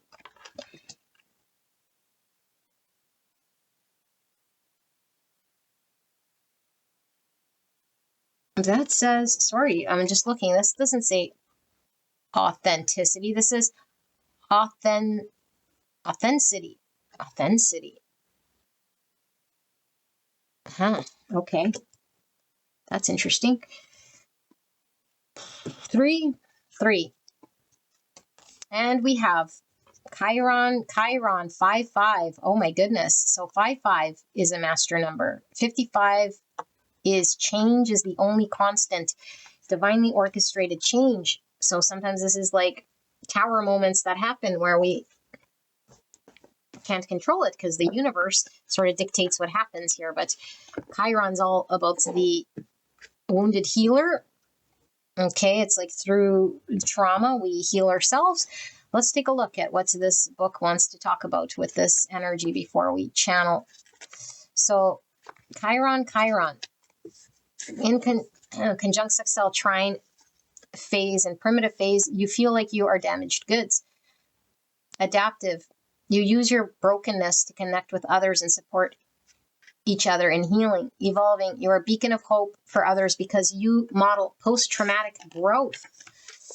In conjunct opposition square, primitive, doubling down on your woundedness, you hurt yourself more and therefore hurt those you love. Adaptive, you work actively to heal your old wounds and live in the present. Evolving, you become a reputable healer known for your transparency and your integrity. Alrighty, so we'll see where this person's energy sits in those phases of healing. So in the shadow, we have projection. Seek the truth within before pointing fingers. Blame, deflection, and accusation at the bottom here in the shadow. And we have card number 33. Wow, look at this, you guys. Lots of repeat numbers. 5533. So 5533 could be an angel number with a message. But we have 333. So 3 threes. Life path 33 is selfless and altruistic. But in the negative, it could be idealistic and perfectionism here. So this is the mountain. Okay, mountains in talk about obstacles. It talks about having to go through certain things in order to push your way through achieving.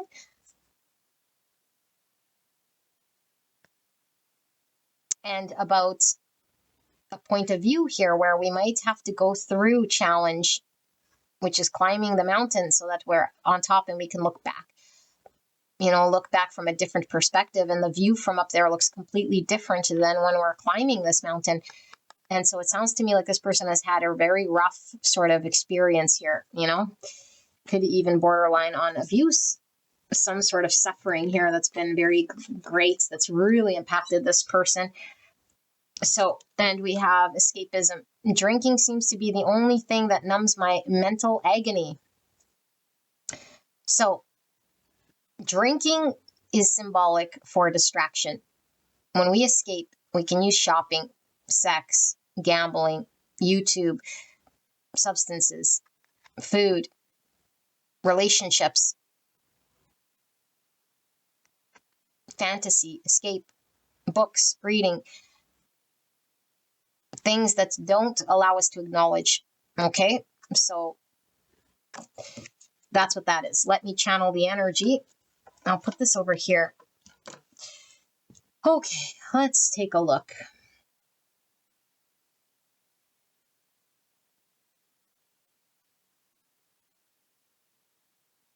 I'm seeing twins here.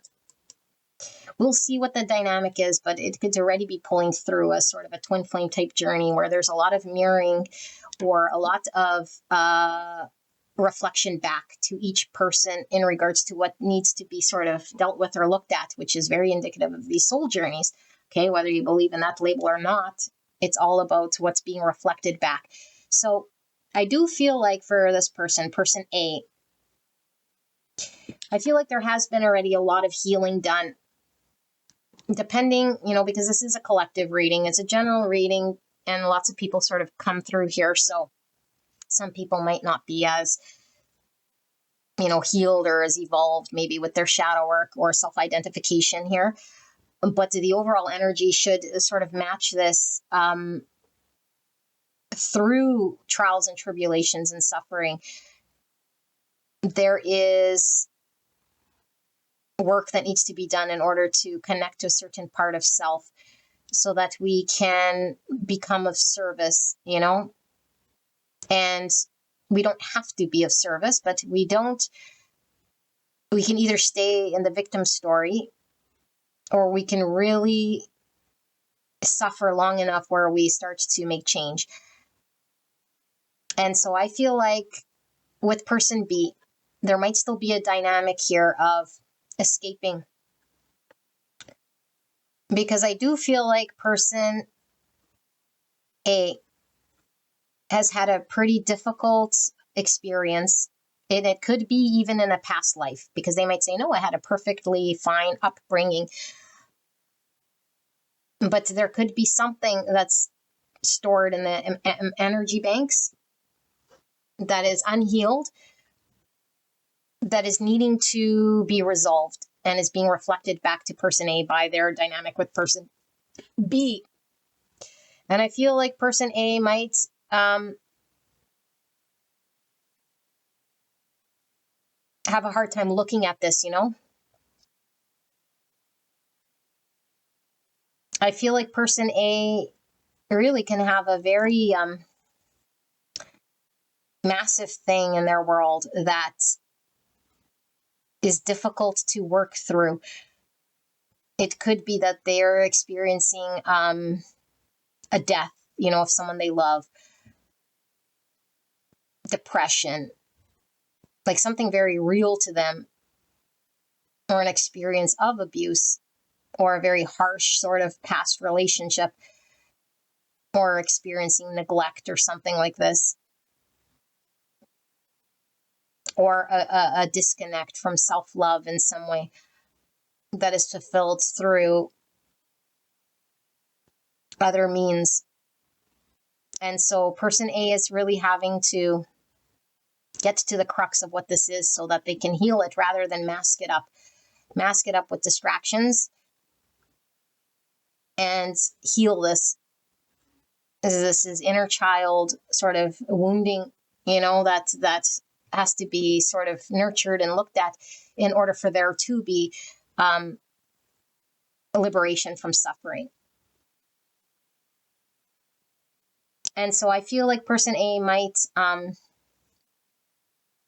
have to really connect and find themselves, and is on that path, and might disassociate because it's too painful to go there. And so with this projection, I feel like this pain that person A houses could be triggered at any point, because it's still very intense here, whatever it was that they experienced, that sort of gets ignited when, because we're reading with this connection, when person B, or anyone for that matter, sort of reflects this back to person A, where person A sees what they want to see sort of in front of them as a threat, or as something that's it's like a fight or flight mode here. It's a reactive mode of going into defense, because their life feels like it's at risk, like they're drowning in something here. But I do feel like for a lot of you guys, there's been a lot of work done on this, and working through seeing our own projections, but having to be very real with what we're facing and what is a challenge in our world, and what we can have power over, because we do have power over making change and taking control in aspects of our world. We're not at the mercy of what's happened to us. And so I feel like person A could have certainly played the victim role for some time, or could fall back into that very easily. And that person B is hurting me, or that relationships are hurtful, or that, you know, that sort of a thing, where it's like, no, that's just a projection. You're just experiencing that pain of the past. And so I feel like person A might be a little held back with trust, with allowing themselves to just experience, by being vulnerable and being open in a way here that can experience connection. And they certainly, for some of you guys, could have a drinking addiction that is pulling through. And so this masks up the healing that needs to be done, because I do feel for some of you guys, this could be very shadowy still. You know, again, if this is your person, like, certainly could still be very shadowy. It's needing to be resolved. And instead of resolving, it's like I kick it back to the escape thing that I always do. But this person's healing of this thing is going to allow there to be healing to the collective. But this person sort of must navigate through this and overcome this big obstacle, you know? And so this will take a lot of commitment and a lot of acceptance of what has happened to them, and a lot of identifying where they're projecting because of the past pain that limits them from sharing and being open and trusting in this dynamic. And so I also feel like person A might have their guard up when it comes to not wanting to be mistaken, like mistaken for who they're not. Like they really want to be seen.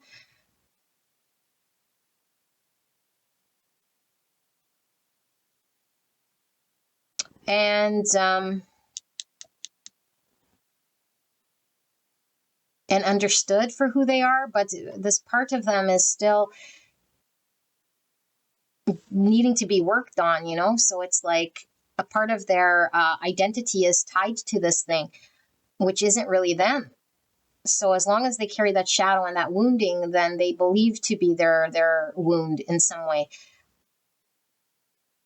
which creates not a good dynamic, because they're not their wounding. They're not what's happened to them. And so as long as they're in projection mode, it creates a divide and pushes things out and can create arguments because they're projecting things that are not true from the past. I feel like person A feels a very comfortable connection here to B. Might feel even seen, maybe even seen for the first time, you know, the trueness of who they are underneath all of that pain and all of that escapism. This person might like to smoke a lot and get very high and disconnect from reality. I do feel like this person's a very gentle soul. This person might even, you know, have a very unique bond with animals. Could be highly psychic as well, like could read a room, very empathic, very energetically connected to others, understand other people's suffering. This person, I feel, could definitely be somebody who's quite silent, probably doesn't say a whole lot, you know?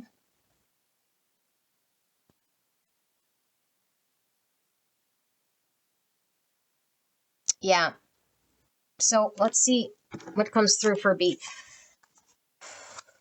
So person B, we have 31 with Venus Jupiter. So Venus is the ruling planet for Taurus, Libra, and divine feminine energy, and Jupiter is ruling planet for Sagittarius and for Pisces. Wow, this could be a very sort of big personality here. We have maybe somebody who is very out there. Let's see, what's 31? So 31 is 4, and that's Emperor. So we have Emperor and Empress energy side by side here. So Venus, Jupiter, conjunct sextile trine. You tend towards extravagant grandiosity and self-congratulation. Your optimism is unbridled and contagious. Evolving. Your endless generosity and consideration of others serve to up-level shining love. In conjunct opposition square, primitive. You're caught up in overreaching, overbuying, and general overindulgence. Adaptive. You hold a great appreciation for life's true meaning and demonstrate untarnished values. Evolving. You walk with extraordinary presence and captivating worldliness. Wow. We'll see where this person sits in those phases. So we have 37 with fixation, ego level, perfectionism, requirement, procedure, seriousness, severity, precision, having a unique vision. Type 1, the perfectionist, instinctive center between control and letting go. So this is the number 10 or the number 1. And the shadow of deceit. Honesty is the bridge to authentic connections. Lies, deception, and fraud. And we have surrender comparisons with other people. Keep your eyes trained on yourself. Focus on your own strengths, attractiveness, and power. And we have the cave 32 or the number 5. Get that third eye glowing here. And we have number 13. with the crone. So 13 is Scorpio energy. Dropping tarot cards. Okay. And we have they will call. And we have monk, nun. Light attributes, selfless devotion and single-minded dedication to spirit. Shadow attributes, negative judgment of the physical world, excessive piety. Okay, so let me channel this. So they will call. This is interesting that this came out from this deck. Are you guys in a period of no contact, separation? Could be a sign here that person A will reach out, but we'll see how this plays into this reading, because I don't take words literal here. We're going to read what the energy is about before we look at the shared energy. So,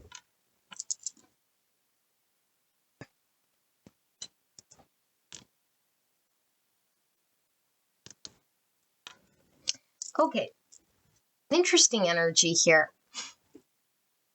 I feel like person B is definitely connecting to a great truth of something that maybe they weren't seeing before this connection, because there might have been some materialistic aspect to how this person would see themselves and connect. I feel there was a lot of superficial, maybe relationships or surface type relationships. And I feel like this person might have held a unhealthy bar or requirement of who they had to be or what they would accept in their world. You know, like their understanding of what a relationship should, blah, blah, blah, blah. What a relationship should look like and how they have to fulfill or be or look in a relationship or provide. It was a little disjointed and a little unrealistic. I do feel like this person could be somebody who is really well regarded, you know, like maybe very popular, very famous even, or very seen, or very outspoken, or very much all eyes on them. And so there's an energy maybe of having to put on a show or be approved by others or be perceived in a way. And so inside of themselves, there is this, am I upkeeping that in which people expect me to be? Am I performing here to the level or the standard that I believe is acceptable for me or what I think people are expecting of me?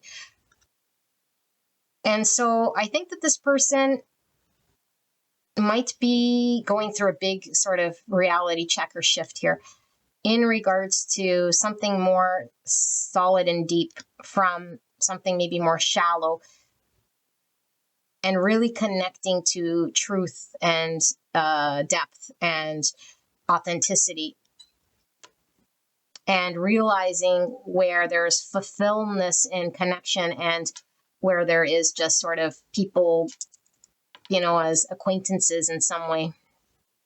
And so this person could have certainly turned to spirituality, could have certainly put a lot of their energy to something other than the material, you know, connecting with the divine, their higher self, where maybe this person was more focused on 3D type stuff and material things and being approved and that sort of thing. It's now going from physical world to more of a spiritual world, or an understanding of this other sort of aspect that also has things to offer. And so I do feel like person B is understanding themselves through this dynamic.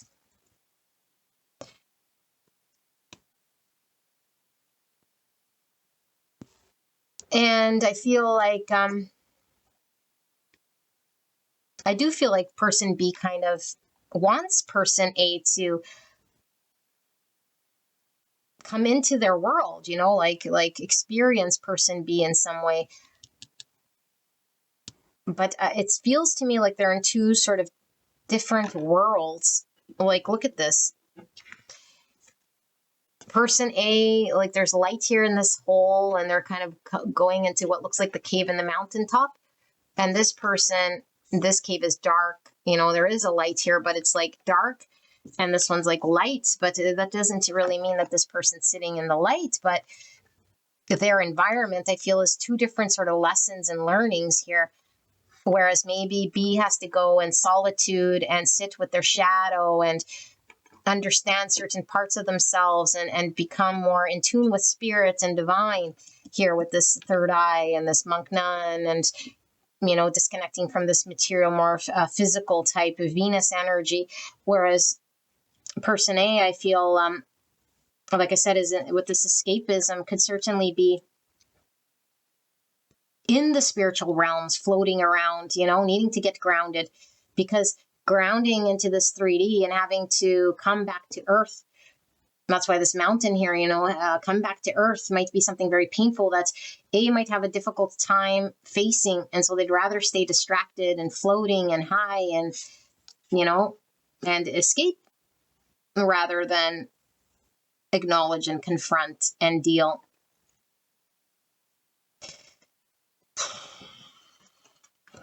So I think person B has big things going on right now in regards to shadow work, revelations of spirituality and self. And it's very involved here, that where I don't even feel there's like room for these two to sort of coexist outside of maybe reflecting back to each other these wounds or these states, and maybe feeling, like they're connected somehow.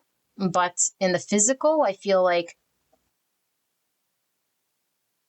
well, like I said, one person's mentally sort of floating in space and the other person might have been very much in the practical, now needing to sort of go explore their spirituality. So let's see.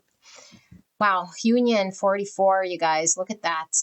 So 44 is a master number. That's integrity as a foundation, treating the earth as home and a temple, manifestation and leadership. So union, the energy of union activates our ability to unite our outer and our inner aspects towards a state of wholeness.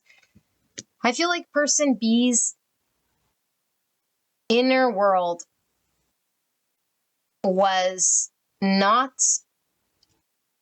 fulfilled and full. It was very, like I said, the materialistic thing. So now it's like recalibrating this spiritual side, and I feel like person B is so disconnected from their physical, where it's like it's not balanced.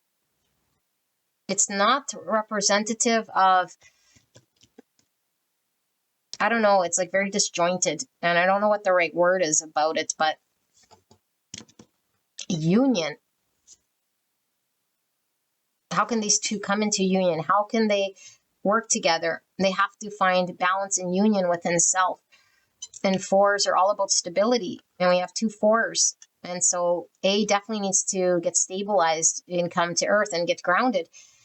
And B needs to find stability, because I feel like maybe they're going through some dark night of the soul or some soul discovery in some way, or some massive transformation with the death here, having to experience something here in this point in time in order for them to understand something about themselves spiritually, or just different than how they have in the past, because the false self is falling away here.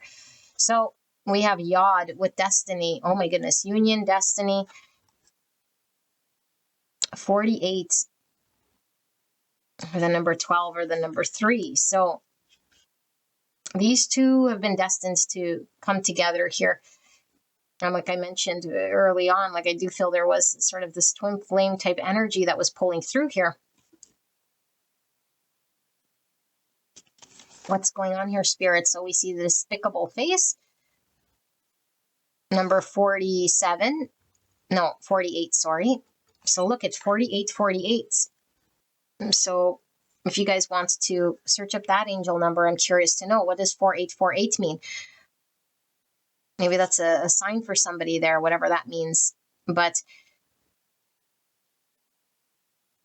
like I said, 48 is 12, and 12 is all about it's hangman. It could be becoming enlightened, having a change of perspective. It's also the number 3, which is about growth and relationships. It's also world energy, and the world is closing out a major phase And so they might need to close out major phases in their world that existed before these two sort of came together so that they can successfully close it and come and work together by healing. Because I do feel there's a lot of healing happening here, again, depending on where this person is at in their timeline, and a lot of healing happening here, but it's all independent individual healing. And this despicable face, it can talk about the false self. And so definitely person B with this deceit could be somebody who has been living some form of version of themselves that wasn't quite authentic, who they thought people wanted them to be. So wearing this face to the world. And whereas person A is also wearing some face to the world, with this numbness and this need to come back to reality and not escape their truest self, to be seen as their truest self. So ego, lots of ego. Again, ego doesn't mean we're egotistical, like arrogant with pride. This ego could represent itself or show up as a lack of self-confidence, fears, false identities, attachments, stories to who we think we need to be, attached to the pain story, the victim story. I am the addict, or I am the thing that happened to me, or like all relationship will create this sort of pain that's happened to me. That's an ego. And this person B, his ego could be one of having to wear a certain identity that makes them appear a certain way rather than allowing themselves to let their divinity sort of shine here. So lots of shadow work and ego work here being done. And we have 9-9 harmonize, union, harmonize, let your light shine. So I think there's a lot of work going on with both of these people, but it is an individual sort of ride. And I feel like they're both having to harmonize and balance out their masculine, feminine within themselves and the authentic self by getting rid of the egos, getting rid of the false self and the masks and the pain in order for them to come into some form of harmony, balance within self, and for them to come together into union.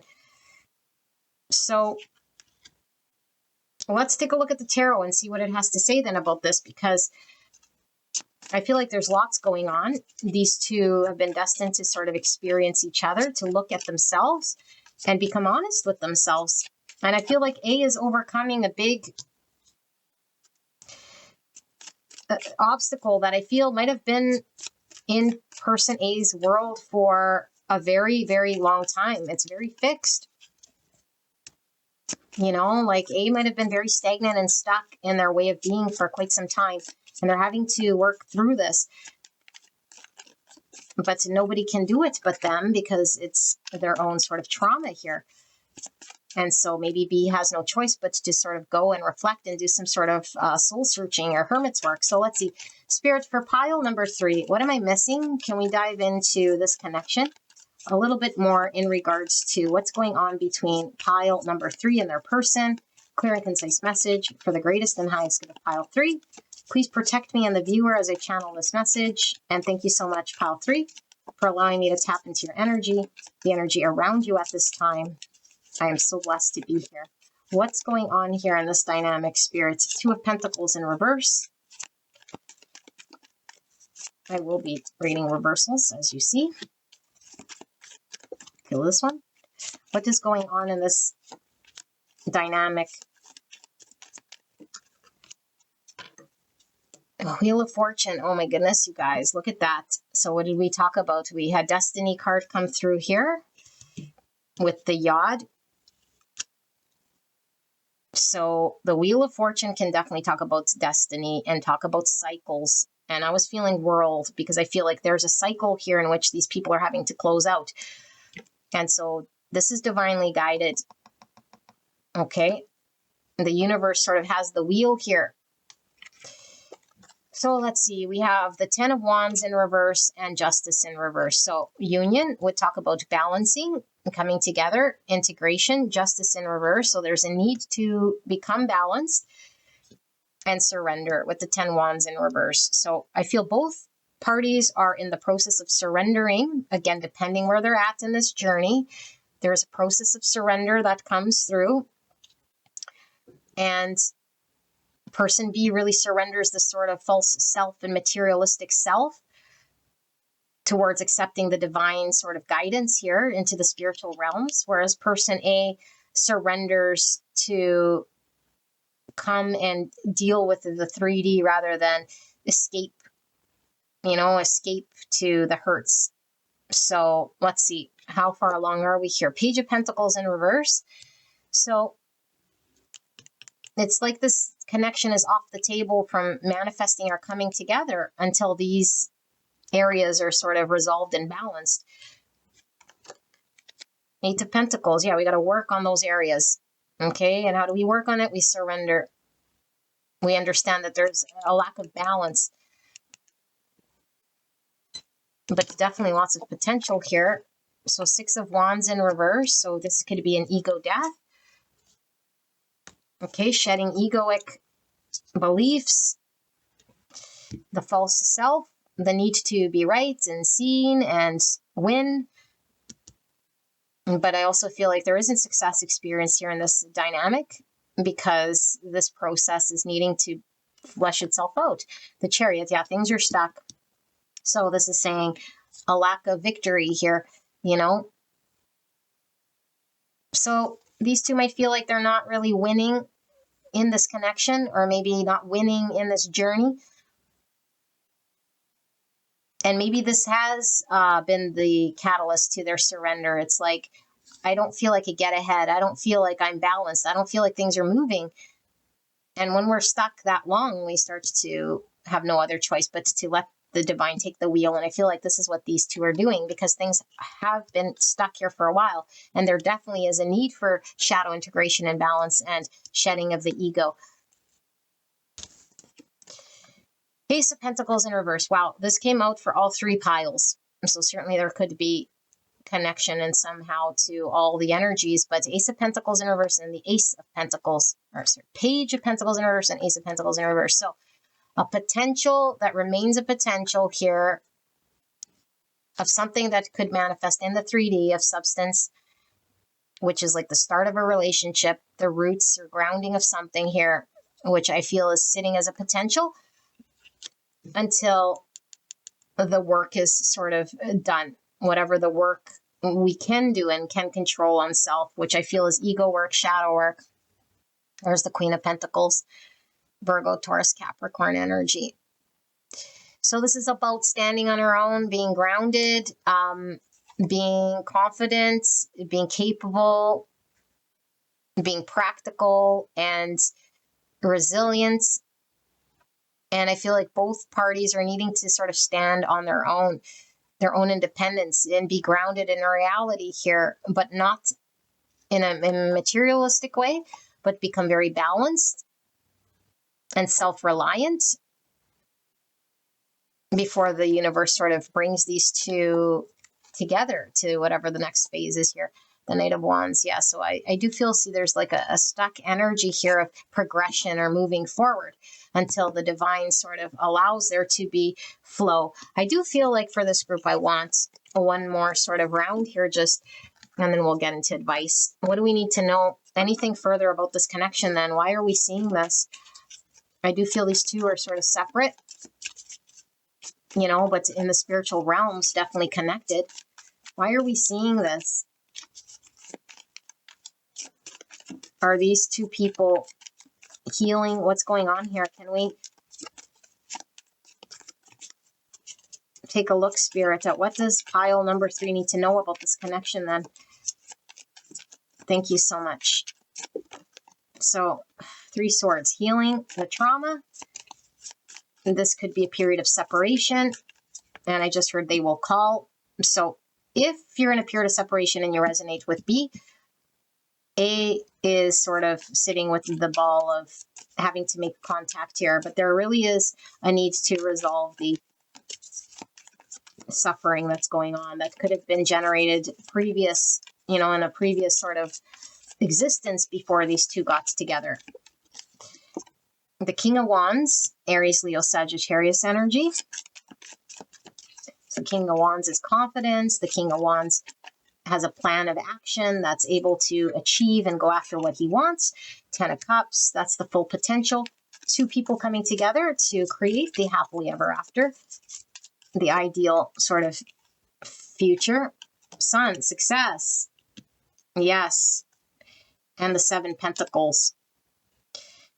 So we need to know where we're putting in the energy and the effort. It will take time to nurture, you know, but this is what Spirit wants to highlight here is like, are we nurturing where we need to nurture, regardless of how long we think it takes? Because again, when the divine's in charge, it's all about divine timing. There is no such thing as time.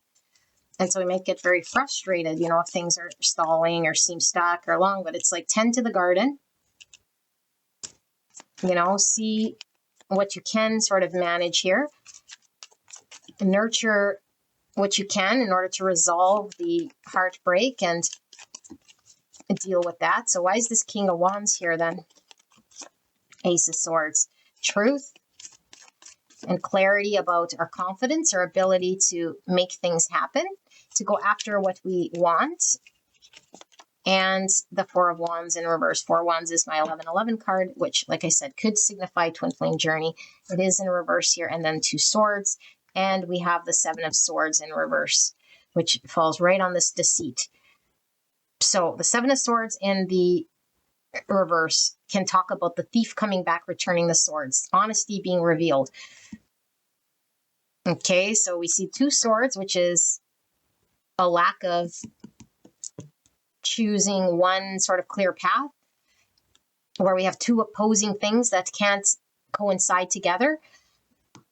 So we need to get clear and honest. And these 2 things are sort of opposite here, because this is like the falling apart or the not grounding of a connection. The bride doesn't show up at the altar. It didn't work out. It fell apart. We couldn't come together. We couldn't have union or success. And this is marriage, happily ever after, emotional fulfillment, making it work. So I feel like Spirit's really saying the choice here to have union is still, we have free will and conscious choice to make this, but we need to get very clear and we need to see the truth. We can't be in ego. If we're in ego, we can't see clearly. We do sabotage. We do self-deceiving things. We deceive others to upkeep egos and masks. So I feel like there's a need to see your own ego, see your own shadow. And then when this is cleared, we confidently can go after this connection and make a choice whether we want to lay roots and come together or not, but only when we're seeing clearly. Otherwise, the shadow is dictating, the trauma is dictating. And so there might be avoidance and sabotage and not seeing and not choosing and limbo. I feel this will go away when we transmute a lot of that energy. That's why we're seeing fire. So Spirit is saying, focus on the 3 swords of healing. Tend to that. Get very clear, enlightened, conscious about where there's pain. Once that's transmuted, then we see clearly, we can be very clear what action we want to take, okay? And so this person A is going to have to be responsible and accountable for their own healing. But I feel like there's a lot of ego pulling through here with the Sun. And we saw the ego card. We saw the 6 wands in reverse. And we see it heavily over here with this person's sort of attachment to image. Okay, so, and I feel like person A might need to build their confidence up. But only when they sort of deal with this energy and heal this do they generate this confidence of going after contentment. Because I feel they're sort of thinking they don't deserve to be happy in some way because of that pain. So let's see, what's the guidance and the advice here then for the viewer, Spirit? Practical guidance and advice for pile number 3. We have Badger Spirit, be fearless and bold. Number 4. So 4 is all about balance. 4 is the stability card. That's Emperor energy, which is about confidence. Okay, because the Emperor creates order and structure, but he's very confident. So to be confident, we have to be fearless and bold. We have to face some of the things we might be challenged to face and sort of escape instead of, working through. 64, which is number 11, wasp spirit. Sometimes life stings. I feel like these two are definitely going through a period of stinging at this time, but it isn't for anything other than the spiritual growth with the number 11, because that's all about spirituality, the encouragement to keep going.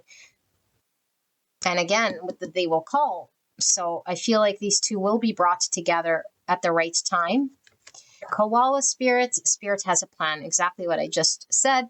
And 35, or the number 8. And 8 is about strength, which is the courage to face the things that we might be too fearful to face. Spirit has a plan. So I feel like if we can work on our confidence, mostly person A, then the ball is with them to build this up in order for them to be clear. And so Spirit is working through all sort of angles here in order to work with these two people to shed what they need to shed, to see what they need to see about themselves so they don't sabotage themselves in this connection, because only through truth and adversity can they have a new beginning, which I feel there is a new beginning to be had here. But this is very much through pain, through, seeing truths through what we've had to experience here, that it doesn't look very pleasant. And so the Wheel of Fortune talks about sometimes we're up and sometimes we're experiencing the downside of the wheel. And so this could definitely be the downside of the wheel. So we do have they will call, but I do feel I'm going to pull a card there for they will call, because maybe person B is not quite sure about what action they need to take here. And I don't feel like B needs to do anything except for keep doing this sort of hermit work. But let's see. They will call. Why did this come out for person B? Are they waiting on person A? I don't feel like they're waiting, but I feel like they want to know, like, will A come? Because I feel like B is ascending. Person B is working on themselves. But let's see. What's with this will they call, spirits? Is this something we need to communicate to person B other than what I've already communicated? What is this they will call? Knight of Swords. So yeah, I feel like person A is going to find it within themselves to confront what they need to. And if there was a falling out or an argument, we got to let it sort of peter out, because maybe, they're too concerned with maybe person B being confrontational at this time. And so we got to keep our ego sort of in check here. But I feel like person B is being asked to confront the things that are going on with person B, not confront or deal with person A at this time. Allow person A to come in. Allow person A to reach out. And really, like, maybe person B is angry for some of you guys, but Spirit is saying this isn't really going to help if we want to, like argue with person A or be right or prove a point. 7 of Pentacles. Yeah, Spirit is saying, where are we putting the energy? We have to maintenance the garden.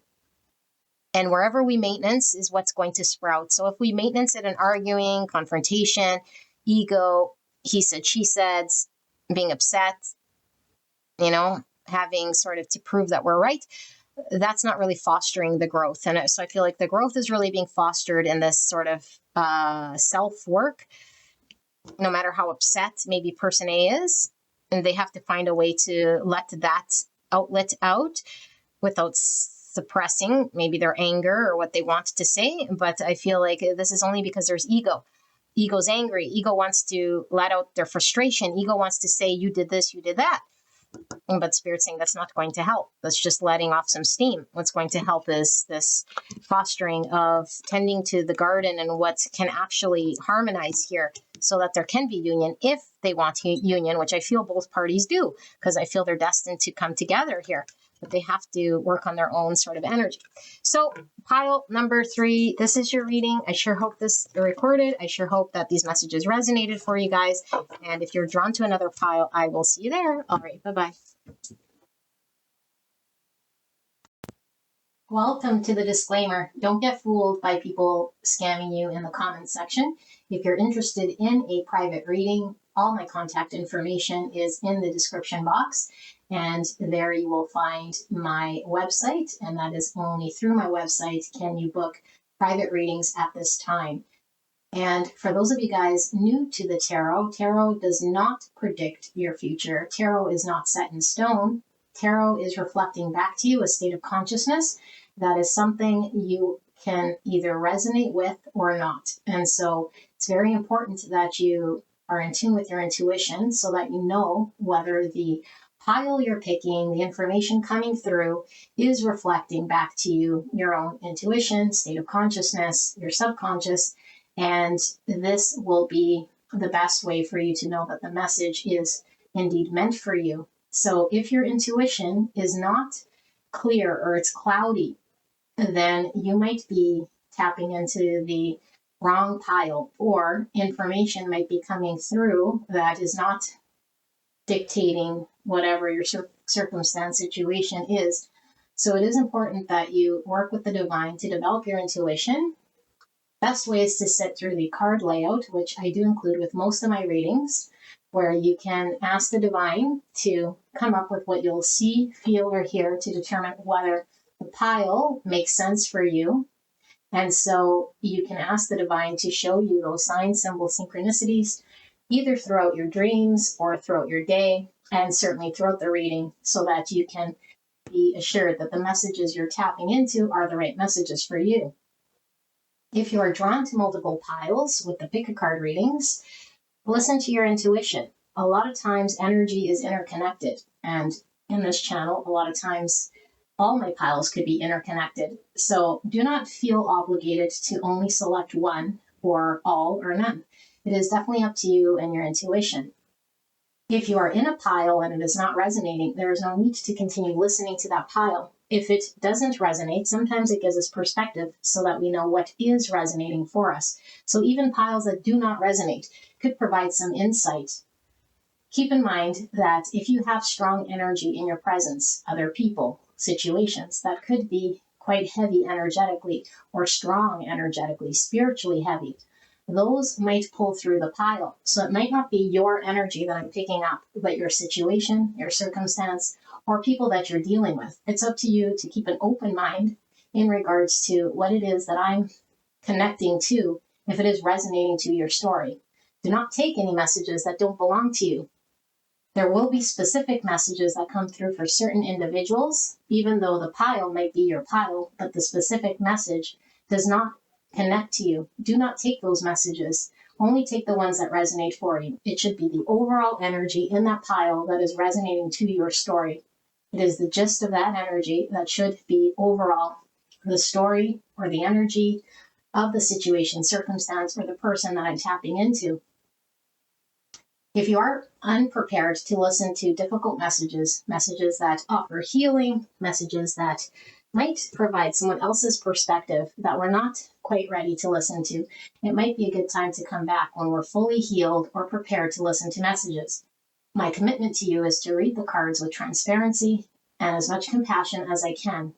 It is difficult for me to provide you with any guidance in the comments section without knowing your specific situation. A lot of times the piles do come reversed and they might not match the exact description of the reading. And although I am posting the description of that reading, my intention is to always deliver that in which the description talks about. But sometimes spirit comes through with the mere reflection of either something objectively pulling through, some guidance pulling through, or something completely unrelated.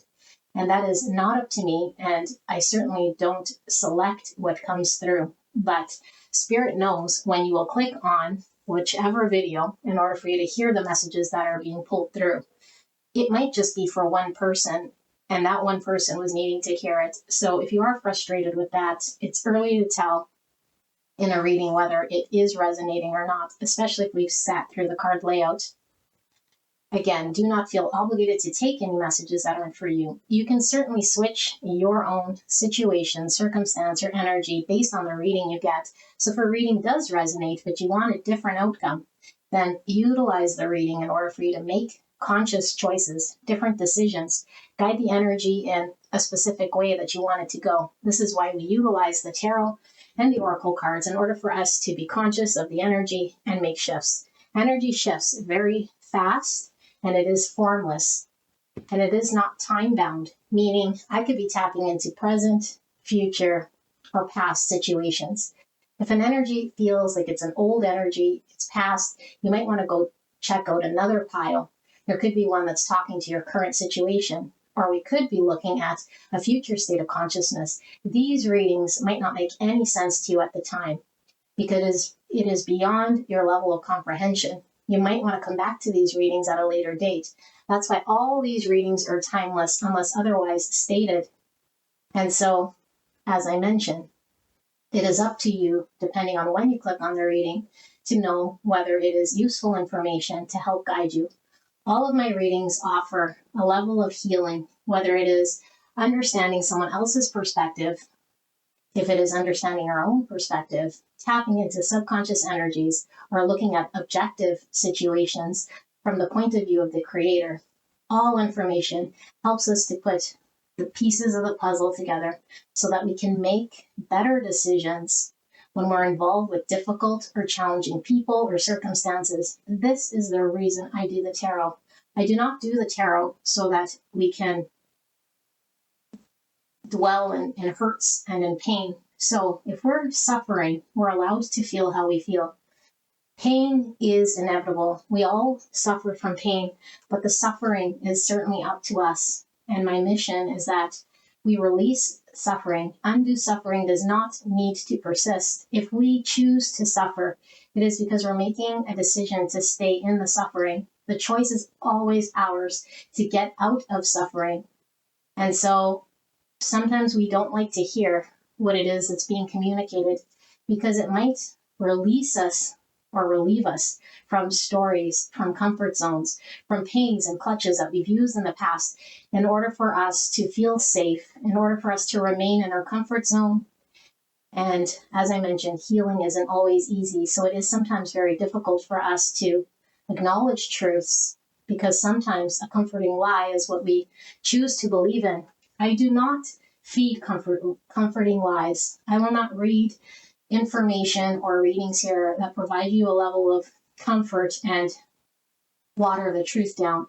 I don't want you to leave here feeling a false sense of security, but I do want you to leave with a sense that I justified your own intuition, your own energy and suspicion, or whatever you were wanting to confirm with the divine.